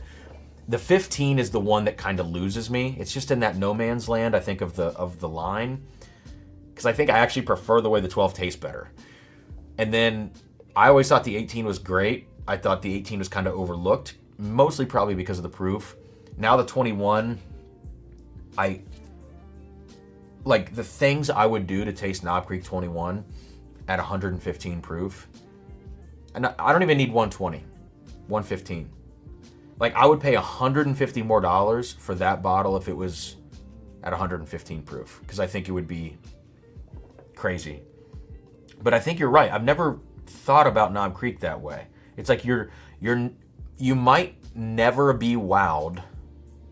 You might not ever be wowed, but you can't really complain at the price points that they're at and the whiskey that you're getting. Lee, thank you for the super chat, man. I think I put an N instead of an M. Got Lee in for 4, excuse me. Thank you, Lee. Matt, what's up, dude? Been a while. Suta, brother. DCI Mafia in the house. There we go.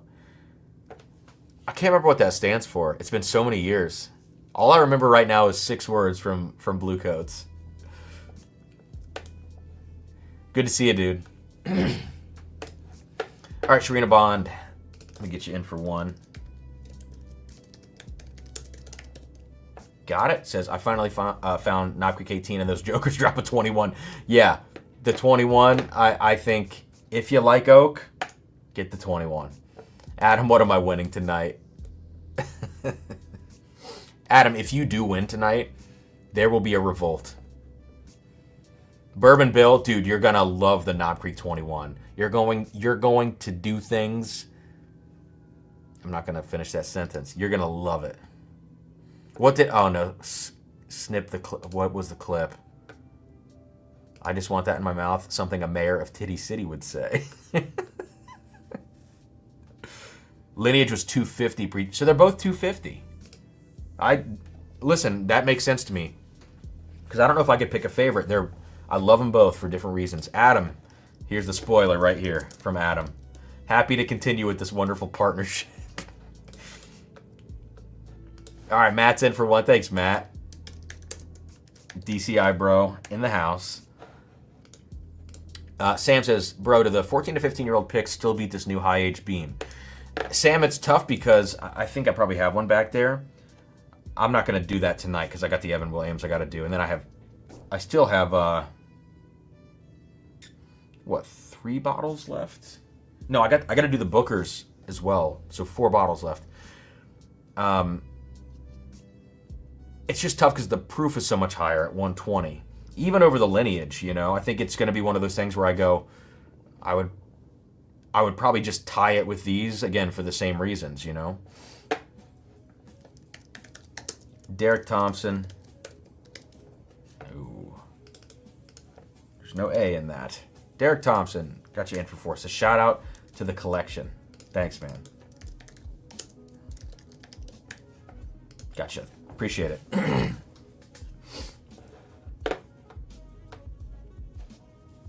Did he just say, I just want that in my mouth right now? That's going to be a meme. Oh, no.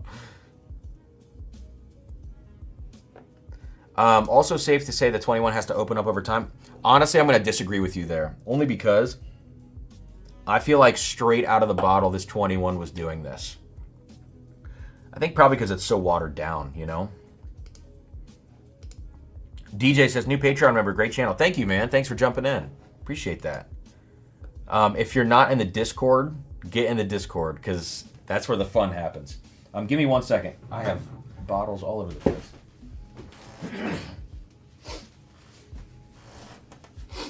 All right. Let's check out this Evan Williams 23 versus these other beams. So 21. All right. Lineage. It's so insane to me that the 21 even makes the Lineage feel young. It is 6 years younger. It's all about these side-by-sides. And there's the Evan Williams. So the Evan Williams, interesting that, like, I don't think it actually has this note to it, but I think when you put it next to these, this Heaven Hill, 23-year, has a little bit of an acetone note to it. Reminds me of a Brown-Forman product. I think that's just a product of the high age and the side-by-side nature of this that it's kind of standing out to me, because I've never gotten that before. All right, let me taste the 21. Just a small sip. Get it back on the palate. 21 is 100 proof. Yeah, Terry. Paul Graham says, check Venmo. Paul, I'm going to get that in just a second. I think I've got, 12 Venmos since I finished them out 20 minutes ago. Holy crap, guys. And Paul, you sent a freaking Humdinger. All right. Jeez, Paul. I will get to that. Wow. All right, let me go from the 21 to the 23 now. Evan Williams.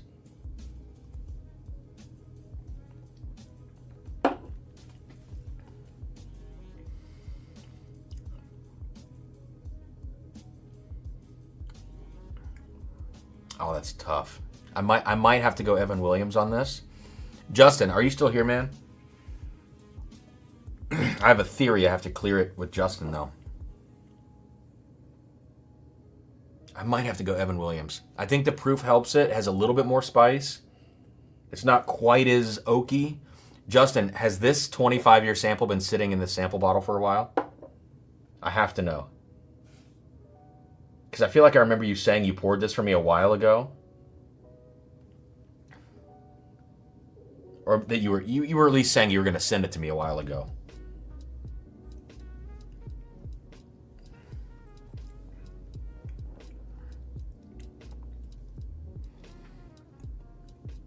Maybe 2 months. Yeah, I can taste it.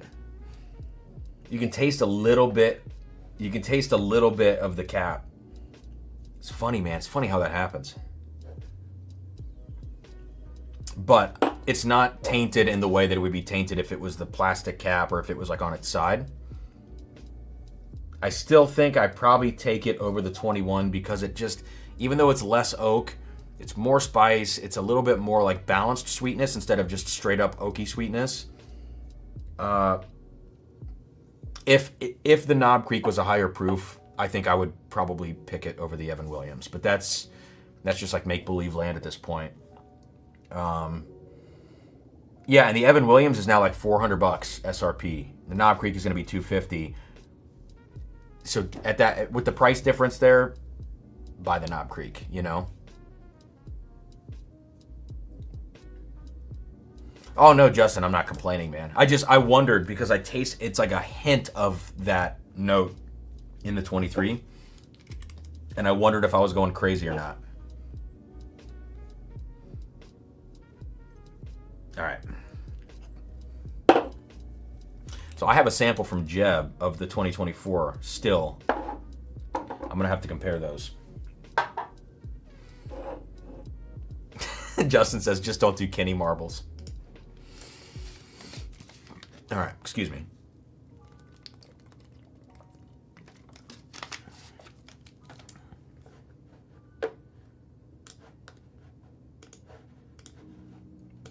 DJ, all right. Not only a new Patreon member, but jumping in here with the super chat. Appreciate it, man. We're going to move on now from Oak City. Let's just put these down here for now. We're going to move on from Oak City. And now we're going to get into some higher proof offerings for the evening. We have 4 more whiskeys.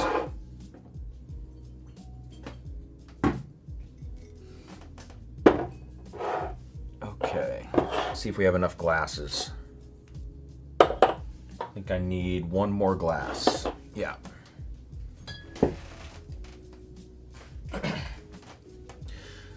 All right, DJ says, new Patreon member. Great channel. How was the Evernorth Cobbler? Awesome. The Cobbler is a great release. And I think they're doing it again or something like it.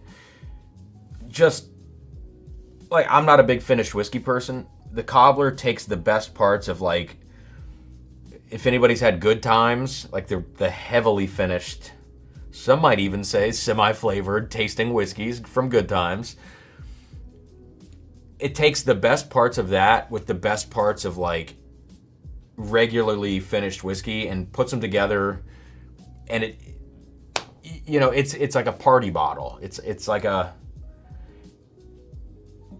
party trick bottle, but in the best way. Like you want to just freaking drink it. You know, it's so delicious. I think not secondary, but like unicorn auctions. I feel like I've seen them go for stupid money on unicorn auctions. So I like it a lot.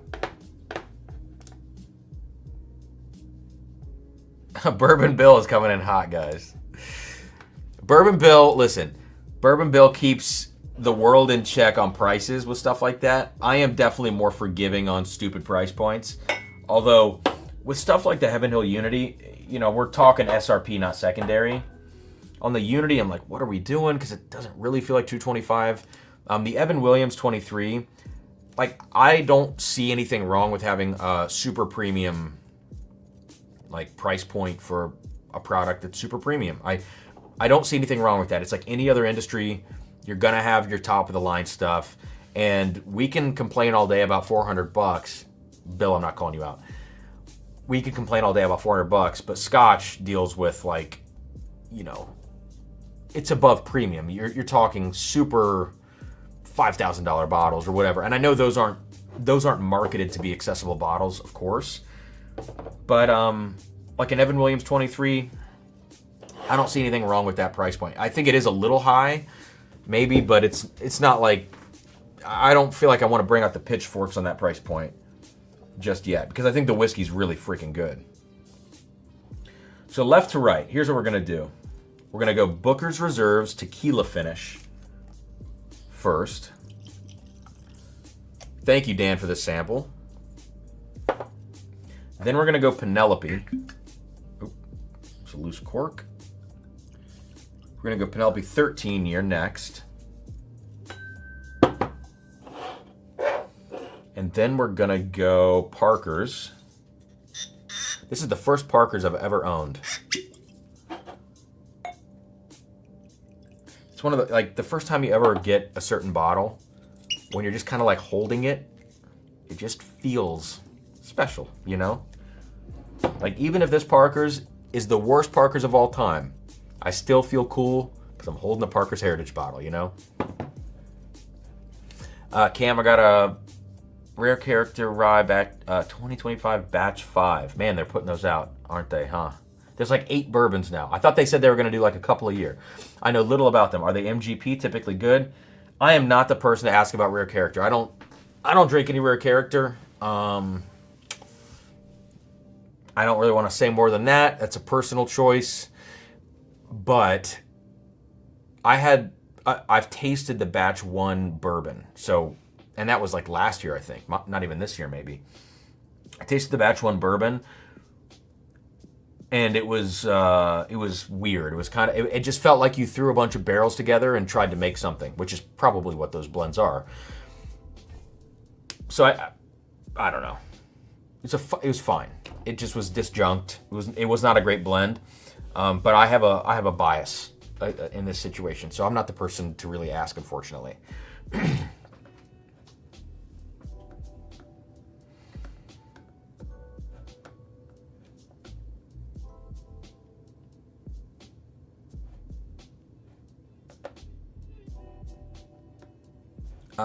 Let's see. Oh, DJ with another super chat.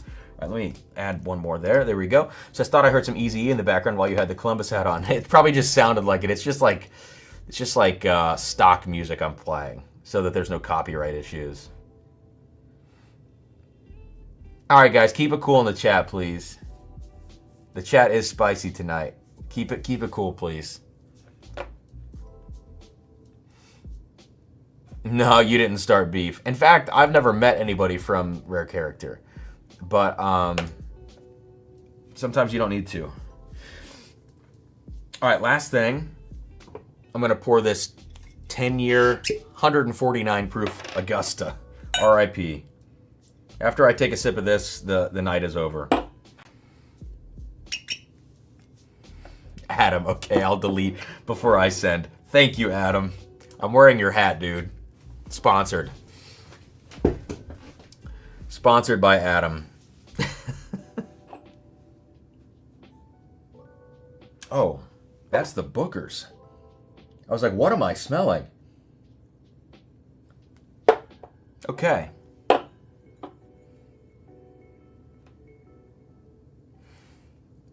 Wow, I'm just like doing a quick down the line nosing.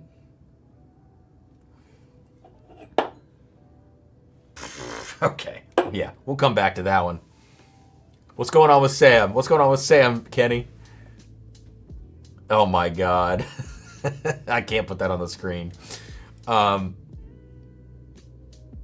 some Outlaw again. You guys are cracking me up. Okay, Let me grab a few more super chats as we let these things air out. The Booker's Reserves, by the way, guys, 123.3 proof. It's 8 years, 10 months. So actually, for Booker's, that's a great age. And finished in tequila barrels. And then Penelope, slightly lower, 121.4. It's 13 years old. We'll talk about the Parkers when we get here, 122. So they're all kind of in that 121, 123 range. Yeah, and then the Augusta. Let me grab a few more of these here. We're going to start with Don Prince in for 4. Thank you, Don. The coffee emoji. Thanks, dude. Ryan B is in for 2. A couple pizza emojis there. Bobby Holton jumping in with 2 says spoiler. Hope I pronounced that correctly. Pink Dan. Pink Dan, the creator of the Titty City hat, Pink Dan, with a little titty emoji and a megaphone, in for 2. Thanks, Dan. Mr. James Preston is jumping in with 4 entries with a party emoji. And then here we go, Paul Graham, as he mentioned earlier. Paul Graham with 40 entries. So I don't know if that's the biggest super chat I've ever gotten, Paul, but it might be a $200 super chat. Paul, thank you. Cheers to that, man. Thank you. With a little 11.5-year Heaven Hill. Paul, seriously, man. Guys, Paul's been here since like day 1. Yeah, and he sent me a really freaking cool package a long time ago with a bunch of bottles and newspaper articles and just a whole bunch of different stuff. It was so cool. So Paul's an OG for the channel. Adam Taylor, let me get like 3 more of these. Adam Taylor in for 5 with a little house emoji. Thank you, Adam. We got Matt Thomas, 2 for the dub. Let's go, Cam. Matt, I gotcha. Thank you. And finally, we're going to go D.A. Hansen in here. Is in for 10 entries. $50 super chat says G-word. Thank you. So now I've got a couple more left there. We got to leave them, and we'll come back in just a second. Let's get into this. Pink Dan, Russell's 13 batch 2 hitting just right tonight. Yeah, listen, people hate on batch 2. I thought it balanced the crazy oakiness of batch 3 and that like more kind of like, I think batch 1 had a little bit more spice, a little bit more like lively brown sugar maybe to it. I feel like batch 2 went down the fairway for both of those. I liked it. Oh geez, Adam. All right, guys. Tonight's title sponsor is not Titty City anymore. It's it's the Collection Whiskey Club. Adam Edlin in for 20 entries. Gonna win all the giveaways. Thank you, Adam. Savage. All right, let's go. Booker's Reserves. The only time I smelled and tasted this was the other day when my nose and palate were jacked up. I'll say this. I actually kind of like the nose on this one. Does it still smell like very nutty Booker's? Yes, it does. I think last year's Booker's Reserves kind of tamed down the nuttiness. It brought out more of like a dark fruit character, which I think is what a lot of us are looking for with like better batches of Booker's. This is back to like brighter nutty territory, but there's more sweetness. So I think the thing about Booker's when you have like the 6 to 7 year age statements, like barely 7 years, that have bothered us for years, is that you get so much spice, so much abrasive cinnamon and abrasive nuttiness, abrasive barrel impact, and you don't get enough sweetness to support it. It's kind of like bitter more than it is sweet. I think putting this in the tequila barrels added a certain sweetness to this, and it's almost like stevia. You guys ever have a drink that has stevia as the sweetener? This is like Booker's with stevia added to it. It's the best way I could put it. And it smells good. Price point on this is probably, what, $150? Let's see, Booker's Reserve 2025 SRP. Okay, $130. That's not bad.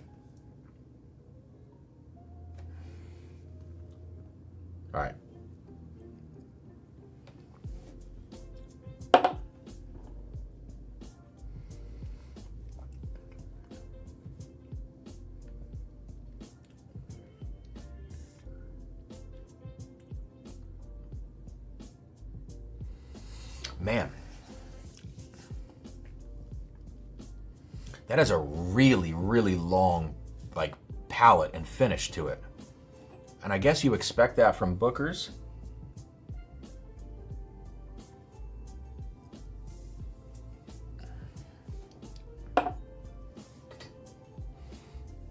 Dan, are you still here? I feel like this has a little bit of a tainted sample thing too.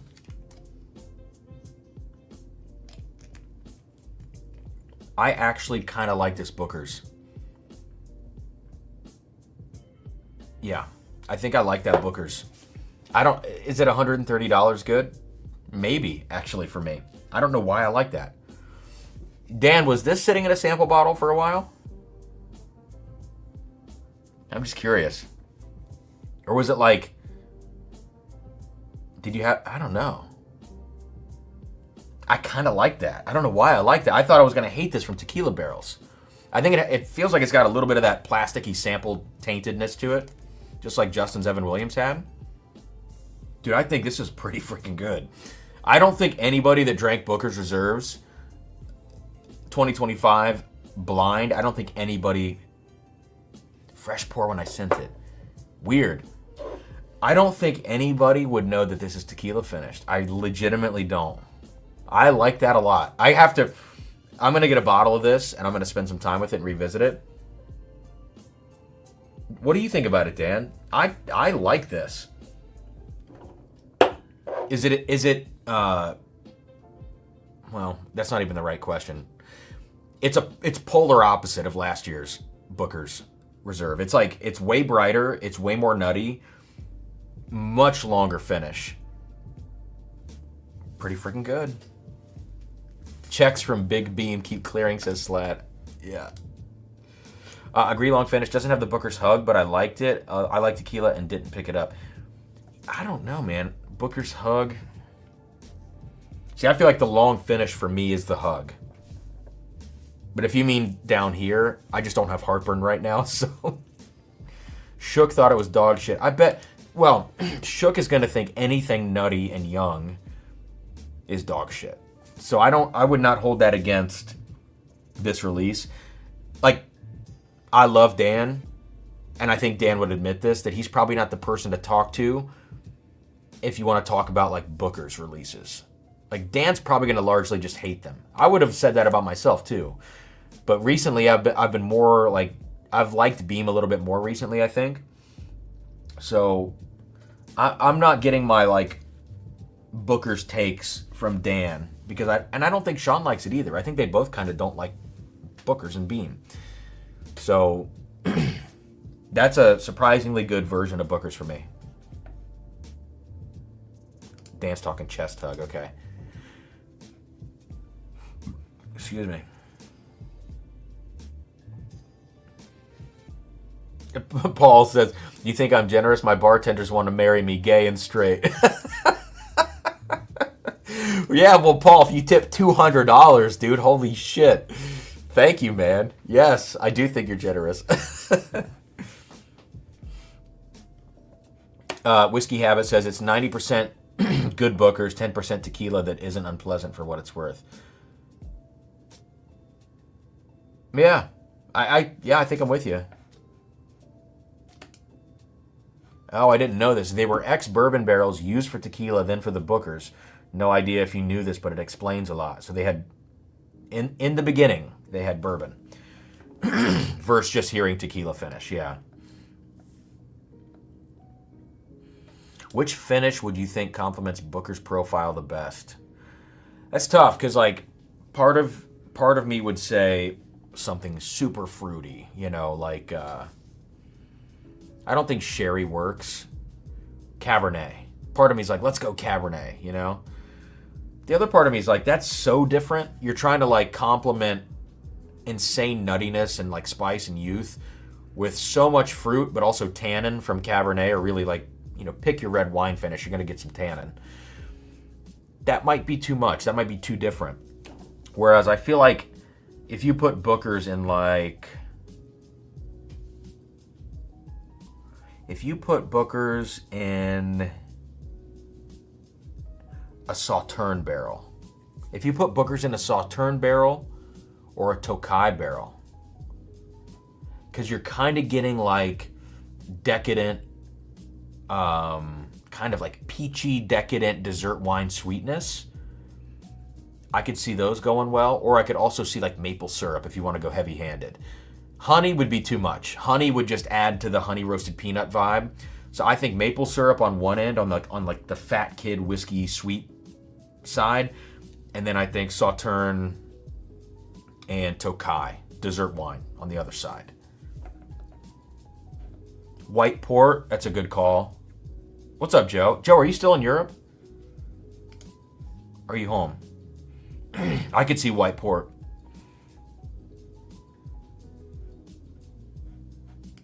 All right, CN for a super chat. Thank you. In for 2. Gotcha.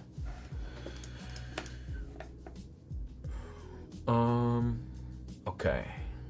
Merlot. Yeah, maybe Merlot. Maybe less tannins on the Merlot and more of a grape, like a Welch's grape juice kind of note from that. Home but jet lag still, says Joe. Yeah. Dude, I loved seeing the trip, the picture. I can't talk. The pictures from your trip. I love seeing that on Facebook.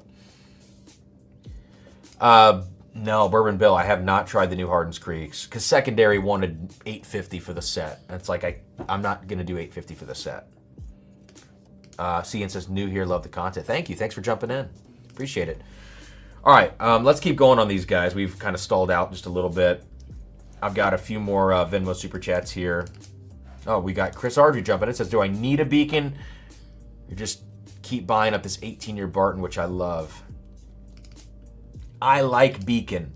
Chris, are you talking secondary or SRP? Because I like beacon. I need to spend more time with it. I need to blind it. At SRP, though, I'm a buy all day. At secondary, you know, 500-ish. I don't know, man. I don't know. At 500-ish, I'm going to just pay up for a Russell's 15, you know? Whereas at SRP, I would buy the Beacon.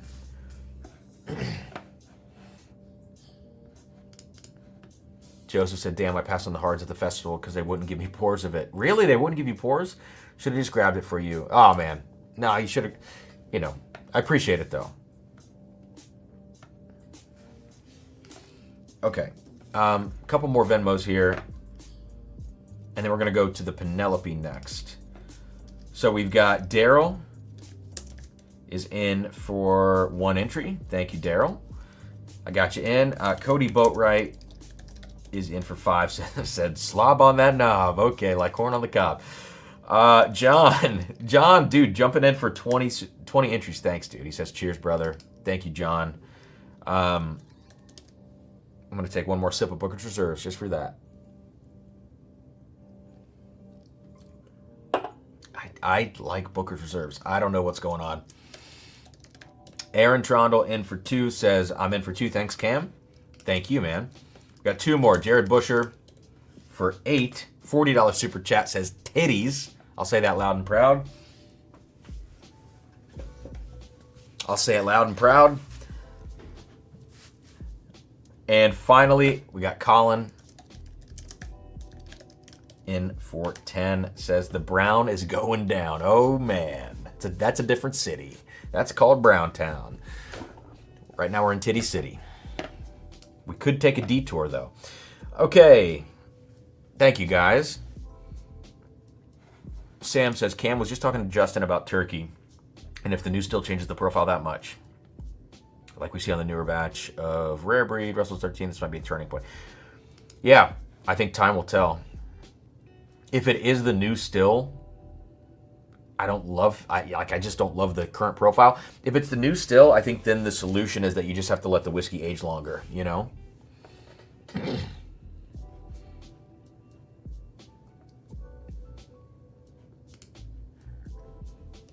Okay. Sharina, a dude who knows his wine. I don't know it exactly. I mean, I do my best. But Jeb is the person in the chat that knows his wine.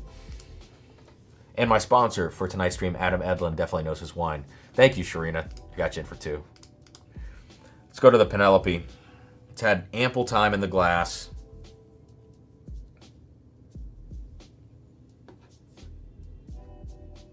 Yeah. All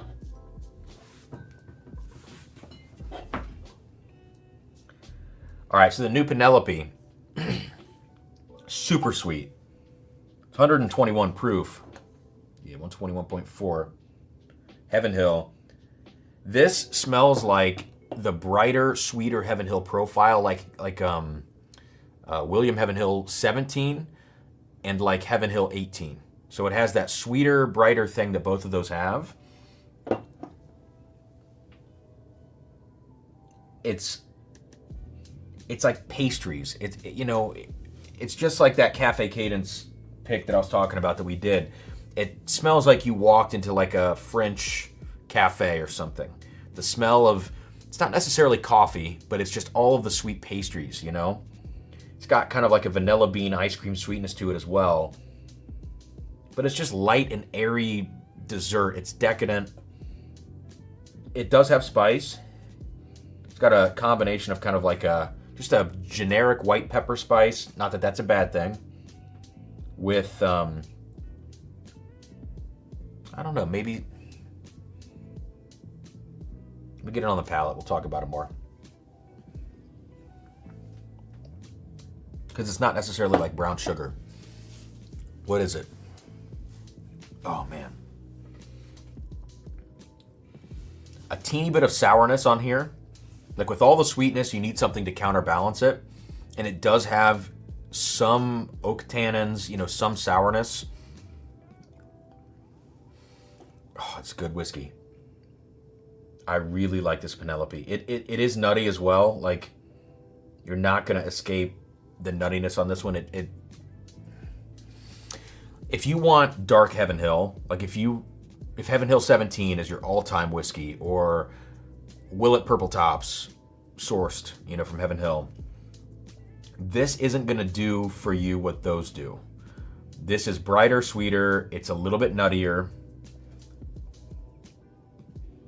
But I think if you don't like beam nuttiness, you're still going to like this type of nuttiness in here, because it's a little bit creamier. It's like a little creamier nuttiness.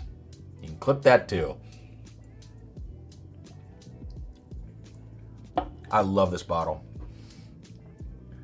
Beggars can't be choosers. We could complain about the, $200 price point all day.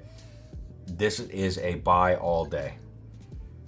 This is so good. This is probably, I don't know if it's like top 10 this year, but definitely probably top 20, top 15. It's in the running. Like, it's in the conversation, and in a big blind flight, who knows how this thing does. It's not gonna like punish you with proof or with spice, so I don't know if it is gonna stand out in a blind, but I really like this Penelope. I really do. All right, so we have two more to go through now. This comparison is kind of interesting because of the proof and the source and the age. So Penelope we just tasted, but we're going to go to Parker's now. And the Parker's is a total science experiment. What's up, Mojo? Good to see you, man. Cam's leaning in on the creamy nuts tonight. Oh, God. Terry says I'd buy a 200. Yeah, I think 200. I'm kind of...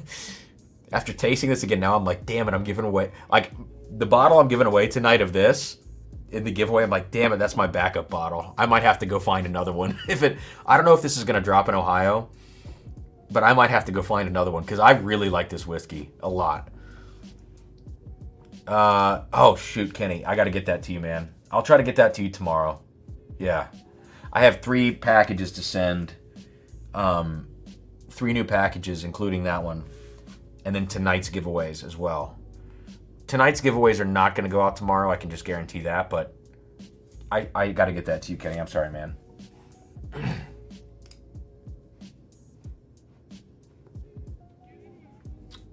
Let's see. Did I miss any super chats? I think we're good. Thanks, Adam, for sponsoring this up-and-coming whiskey tuber. Hopefully you get lucky in the giveaway finally. It's good. That's good. I'm joining late. Have you had the Penelope Omega? No, I haven't picked up the Omega. I also didn't realize the Omega is Heaven Hill sourced. French Oak turns me off. I thought it was French Oak finished MGP. And I was like, I'm out. French Oak finished Heaven Hill. I'm like, oh, you might pull me back in. I might have to pick one of those up. But no, I haven't tried it yet. All right, let's go to this. Let's go to this Parker's here. And before we do, I just want to make sure. I've got to check. Oh, Scott sent another super chat in.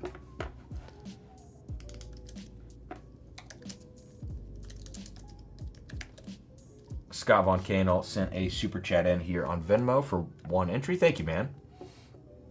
That was to the personal Venmo. I'm just checking to make sure I've got everybody up to date here. I think I do. I think we're good.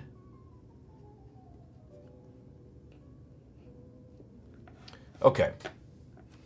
On to this Parker's Heritage. Has anybody in the chat tonight tried this new Parker's Heritage? And if you have, what did you think of it? Because I am excited to talk about this whiskey right now.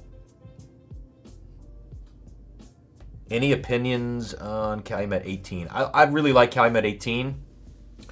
With all of the single barrels of 18-year Barton that are coming out right now, it's like a 50-50 split of barrels that are better than Calumet 18 or barrels that are worse in some ways than Calumet 18. So price point on the single barrels is $400 to $500. Price point on Calumet is $500. I think as a guaranteed really freaking good option, I think Calumet 18 is good. 500 is a lot for it, but as far as batched products this year, I think Calumet 18 is still probably top 5 for me, you know? So, unless you can find a single barrel from a group that you trust and you're willing to, you know, risk that money, I'd say it's a good buy if you're in the market for a $500 bottle. Is anyone in the chat tonight also a degenerate dropping 3K? I was, Slat, you know what? I was asking people who may have been at KBF and may have gotten a bottle of this themselves at SRP. We have it on the shelf for $3.99. If you're in the market for a bottle at that price point, it is tannic, but I think it's a really nice blend. I think I would buy it at that for sure. All right. So this new Parker's, listen to this blend. All right. The 19th edition of the Parker's Heritage Collection is a masterful blend of varying mash bills that come together to create a singularly unique, well, they should not have put a comma there, to create a singularly, unique American whiskey, comprised of 15-year-old wheated bourbon, 11-year corn whiskey, and 12-year-old whiskey made from only 2 grains, rye and malt. This blend was created by marrying each together post-aging. So 15-year, let's just say it like it is, 15-year-old Fitz, 11-year mellow corn, and this is weird, 12-year-old whiskey made from rye and malt. Why they didn't call that like a rye whiskey or a malt whiskey, to me means maybe it's a 50-50 split, so there's no dominant grain. I don't know the actual split in that, but it's interesting that they are labeling it, as a 12-year whiskey made from rye and malt. No percentages are listed as far as I can see. Let's just kind of flip through this real quick. No, it doesn't really tell you the percentages of each of those in the blend. No. So it's 15-year-old Fitz, 12-year mellow corn, and 11-year rye and malt whiskey. I'm out due to the bad comma. Me too. It did bother me a little bit. Scored a 2025 GTS. Really? Says Porky Prankster. Are you pranking me, dude? Is 25 GTS out? What's the proof? I haven't even seen anything about it. I got you in for one.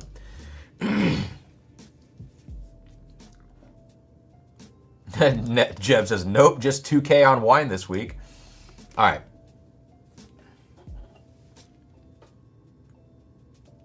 So, 24, my bad. Okay.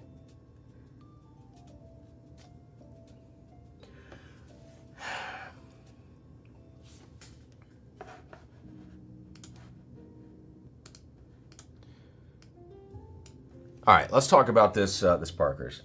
It's 122.5 on the nose. First impression you get is that there's kind of a weird note. That's number one. It's like, what is that weird note? Number two, there's a shitload of menthol and rye, like just crawling up your nose. Not in a proof way, just in a note, like a flavor note way. And then number three, once you get used to that weird note, we'll talk about it. And once you get used to the menthol and the rye, it smells like Old Fitz after that. Like, it smells better than this Old Fitz underneath it. It smells like Old Fitz 15 to 17. It has that like super peanut butter and jelly sweetness underneath it. But as far as like, man, this is going to be off-putting to a lot of people on the nose, because that off note that I'm talking about, it's malt. It is the same malt from the Rare Character Exceptional Series malts that were sourced from Heaven Hill. I think that was 60-40 mash bill, something like that. 65-35 maybe. It's like an American single malt kind of note on the nose. And that note must be coming from...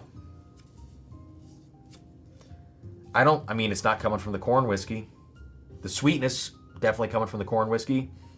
That 12-year-old whiskey made from only 2 grains, rye and malt, that whiskey is the dominant whiskey on the nose here. Because you smell so much rye, so much like minty, minty's not right. Menthol is different than minty. It's menthol. It's like Pikesville rye on steroids on the nose with Exceptional Series Rare Character maltiness. Kind of chocolatey a little bit. That is the primary thing, but then right behind it, you get so much sweetness. So much of that Old Fitz kind of sweetness from the 15-year wheated bourbon in here. I think, listen, it's a science experiment. I don't know how much mass appeal this has, on the nose. We'll see about the palate. I like this a lot because I think it's different.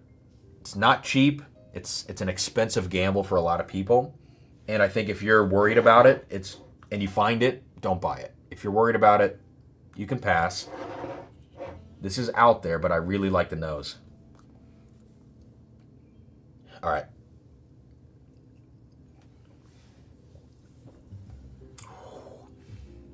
It drinks overproof.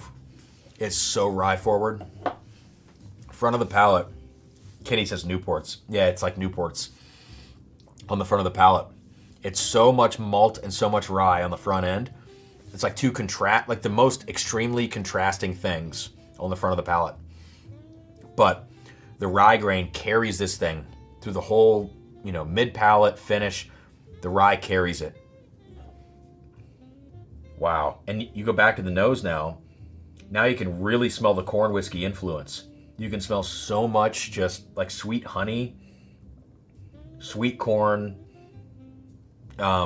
If you guys tried the Heaven Hill 20 year from a couple years ago, this has that like same kind of sweetness on the nose after the first sip.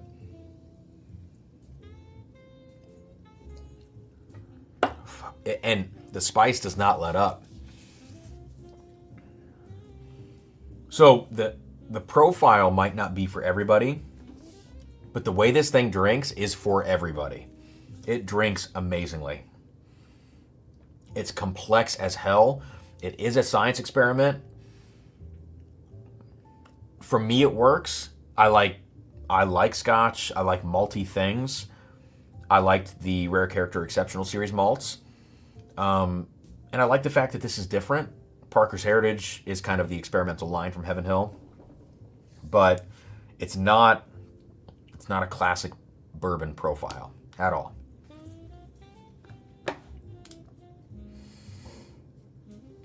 This bottle will not command a high secondary purely based off the label saying American. I agree. But I think that's a good thing for people that are kind of willing to experiment who would not find this at SRP normally. But I do like it, man. I don't know. I like it. It's when you say the word complex, go to the Knob Creek 21. That is not complex. It's kind of a single note, but it's really good. This is all over the place with how brash it drinks, how crazy the notes are, but you can just deconstruct this all day, and it kind of helps. Like, it helps for me to know what Old Fitz tastes like. It helps for me to know what 20-year corn whiskey from Heaven Hill tastes like, and it helps me to, even if I've never tried the rye malt whiskey that they're talking about in here, it helps me to know Pikesville. It helps me to know the Exceptional series. So I feel like I know all the different parts that are going into this. So when I taste it, I'm able to kind of comb through everything and figure out what's what and what's contributing to this thing. And as I go back to the nose now, every time I go back to the nose, I get more and more wheated bourbon sweetness as I acclimate to the rye and the malt. And at this point, I think it probably smells better, even better from a wheated bourbon perspective in this blend than the Old Fitz 11 VVS did as a wheated bourbon by itself. But I mean, this will be divisive. But there's no, I'm not pulling any punches on that one.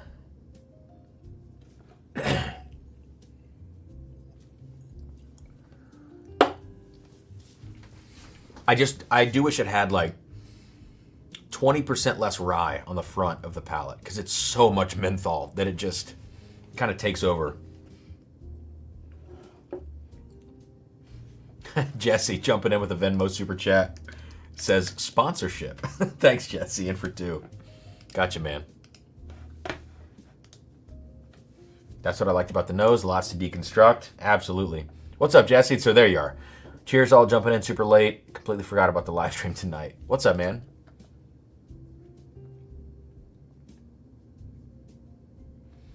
Slad, weird note. Probably a demi-semi quaver. That's a music joke, guys. Sorry. That's funny.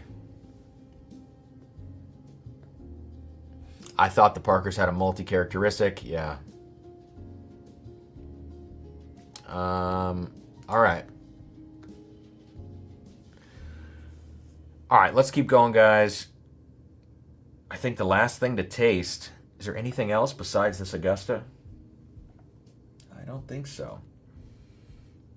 So just remember, second prize for tonight's giveaway is the Penelope, and the first one is this 10-year Augusta 149 proof.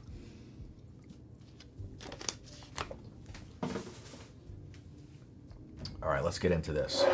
Again, I think there was only 18 bottles of this stuff. Oh, jeez. Oh, my God.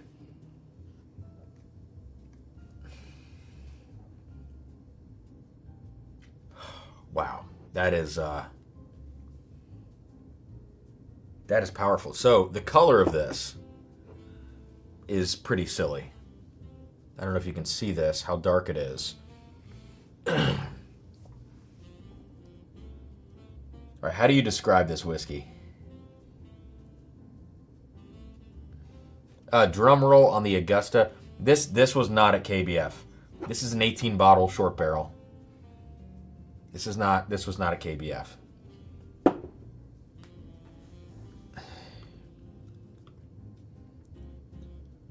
How do you describe this?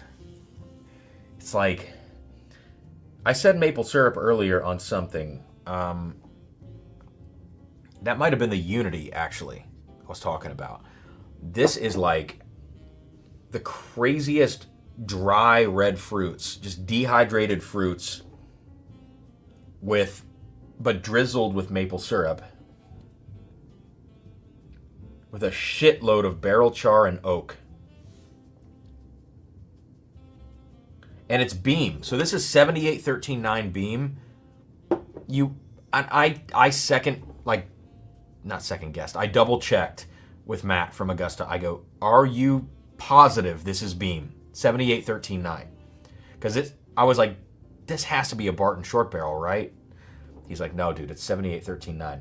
You would never know this is Beam. There's zero trace of Beam. This just smells like a crazy short barrel of whiskey that you could never pinpoint to a distillery. No, Jesse, it was 18 total.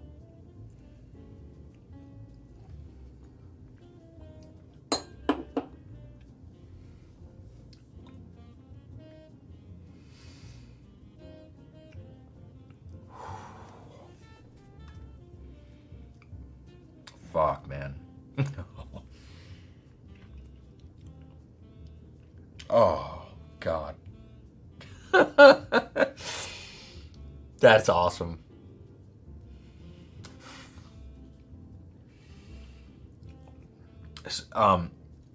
So what gets added on the palate for this one? Like the front of the palate tracks with the nose. You're like, all right, yes, dehydrated dark fruit, maple syrup, kind of bittersweet, very oaky and intense. And then in the mid palate, there's got to be a dessert. It's like a combination of like tiramisu and just straight up clove and tiramisu. It's so fragrant on the mid palate, and it does not stop. It's very, very intense. Like 149, I don't need more than this second sip for the night.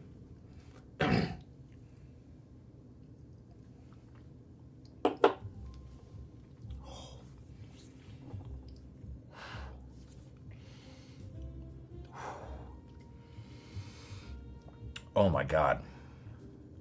And there's the clove right now. It took 8 seconds probably to get there. Oh, wow, that's cool. That is crazy whiskey. You would never in a million years know that's Beam. I don't even know what that tastes like. It tastes like Heaven Hill short barrel, or like, it doesn't even taste like Barton really. I don't know what that tastes like. Wow. Kenny says, I'm here. We going into Discord video? I'll put a shirt on. No Discord after this, Kenny. Sarah told me no Discord videos this week. She was like, you have to go to bed after this live stream. I said, all right. So, dude, this barrel, it's the same thing. It's like, when I find whiskey like this, I had a hope that this was going to be amazing, so I bought 2. Me buying 2 Penelopes was totally an accident. And then I tasted Penelope, and I'm like, I love this. Like, this is so good. I never get through a bottle of whiskey. Like, these bottles that you see on the table are going to last me 2, 3, 4, 5 years. Because there's so much whiskey coming in every week. You know, tasting it here and there, so many different bottles, so many picks we're doing. I never get through a bottle, and so it's like, if I'm going to back something up, I just get rid of my backups, because I just never get to them. So I love to give away stuff, backups and things that are really good whiskey, because I just am never going to get to them, so there's no sense in hoarding this stuff. But this Augusta is fucking crazy whiskey, and yeah, this is one that I second guess. You know, it's like, I just can't drink more than like 2 sips in a night. Because it's so concentrated, so potent. Oh, man. Wow. That's the 3rd sip. Last sip for the night. Wow. All right, guys. We're gonna call the giveaway. Let's say in like 2 minutes. So if there's any last minute entries, feel free to throw them in. I don't think I've missed anybody up to this point, but we're at 8:25, so at 8:27, we're going to cut it off on all the entries. I'll take the banner away here, and then we'll go ahead and do the giveaway. Go back and count my super chat. I got you, bro. Did I miss anyone else? I don't think so. All right, Austin in for 2 says, when do the blinds start? Not right now. I said no blinds. All right, Carrie Kingree's in for 1, says, yo, Cam, for end of the year blinds, any chance for live stream coverage? Yeah, we're going to figure that out. I will be probably in the new house at that point. I'll probably be in the new house, depending on timing. The last thing that I'm moving from this house is this room. Just in case, like if it takes a long time to set up over there, I want to be able to like come over here and just do what I need to do. But there's a 98% chance it happens in the new house, and if it does, I'll have a lot more space, and I'll have Sarah able to help me, and we can turn it into a whole like multi-day, blind tasting affair. That's the plan.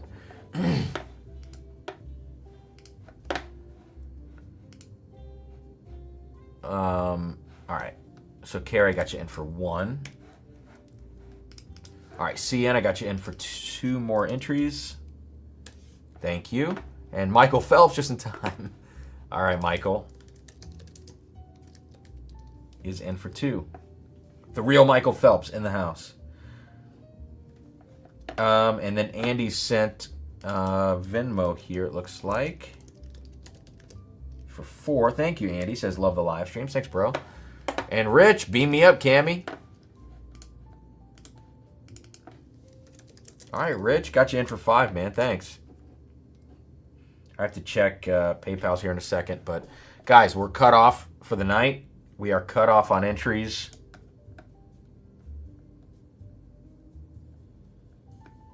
All right. Let me go back and check now for final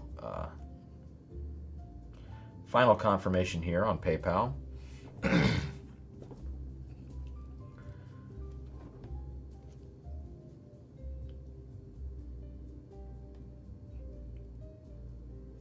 Okay, and let's go over here.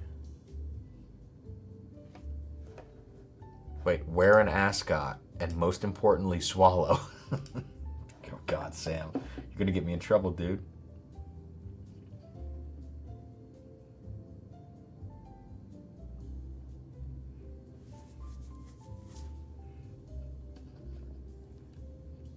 Okay, I think we're good. I think we can run this thing. So give me just a second. I'll share my screen with you guys. And we can wrap this thing up. Look at that. We're only 2 hours, 25 minutes in. I am definitely feeling it. Definitely feeling a little saturated right now.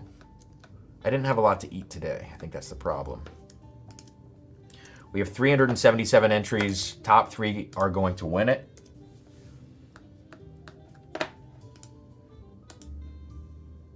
Okay.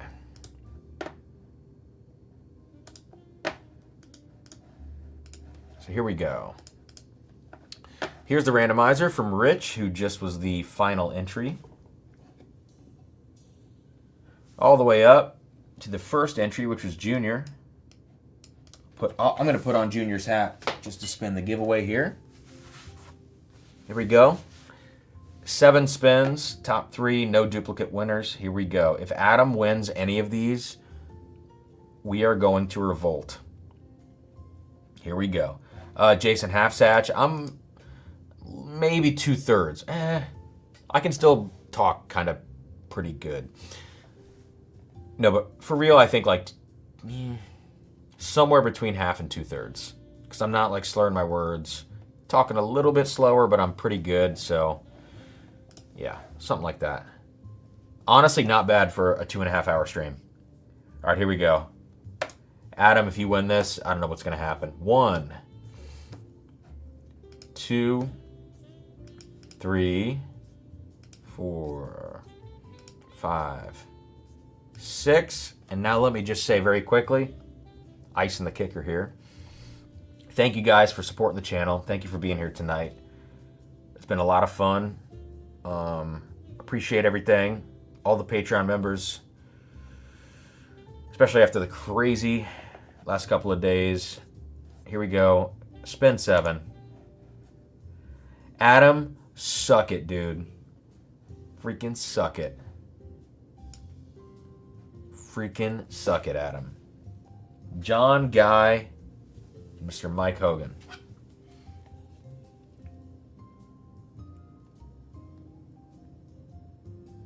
Congratulations, dudes. Took a screenshot of that or a picture on my phone. Please. I think I might have all of your addresses, but it just helps me if you just shoot me an extra email just with the address, top of the inbox kind of thing. Just shoot me an email, guys, drumsanddrams@gmail.com.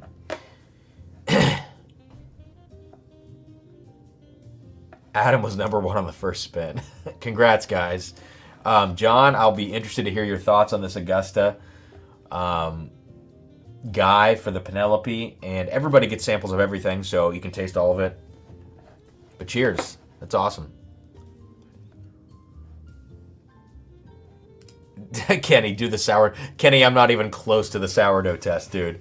I'm like 12 drinks away from the sourdough test. That's a bad one. All right, dudes. Have a good night, everybody. I'm going to have a 4th and masochistic sip of this 149 proof Augusta 10-year. Have a great night. I'll see you soon. I promise I'm going to get new content out soon and get these cameras set up. I've been doing work stuff. The orchestra just kind of hit back with a vengeance the last 2 weeks. So I've been doing my best to front load all the orchestra work. After tomorrow, I should be done with all of the admin work for orchestra stuff through the end of November, which is pretty good. So at that point, I can kind of refocus. Upcoming barrel picks, we have some, what do we have?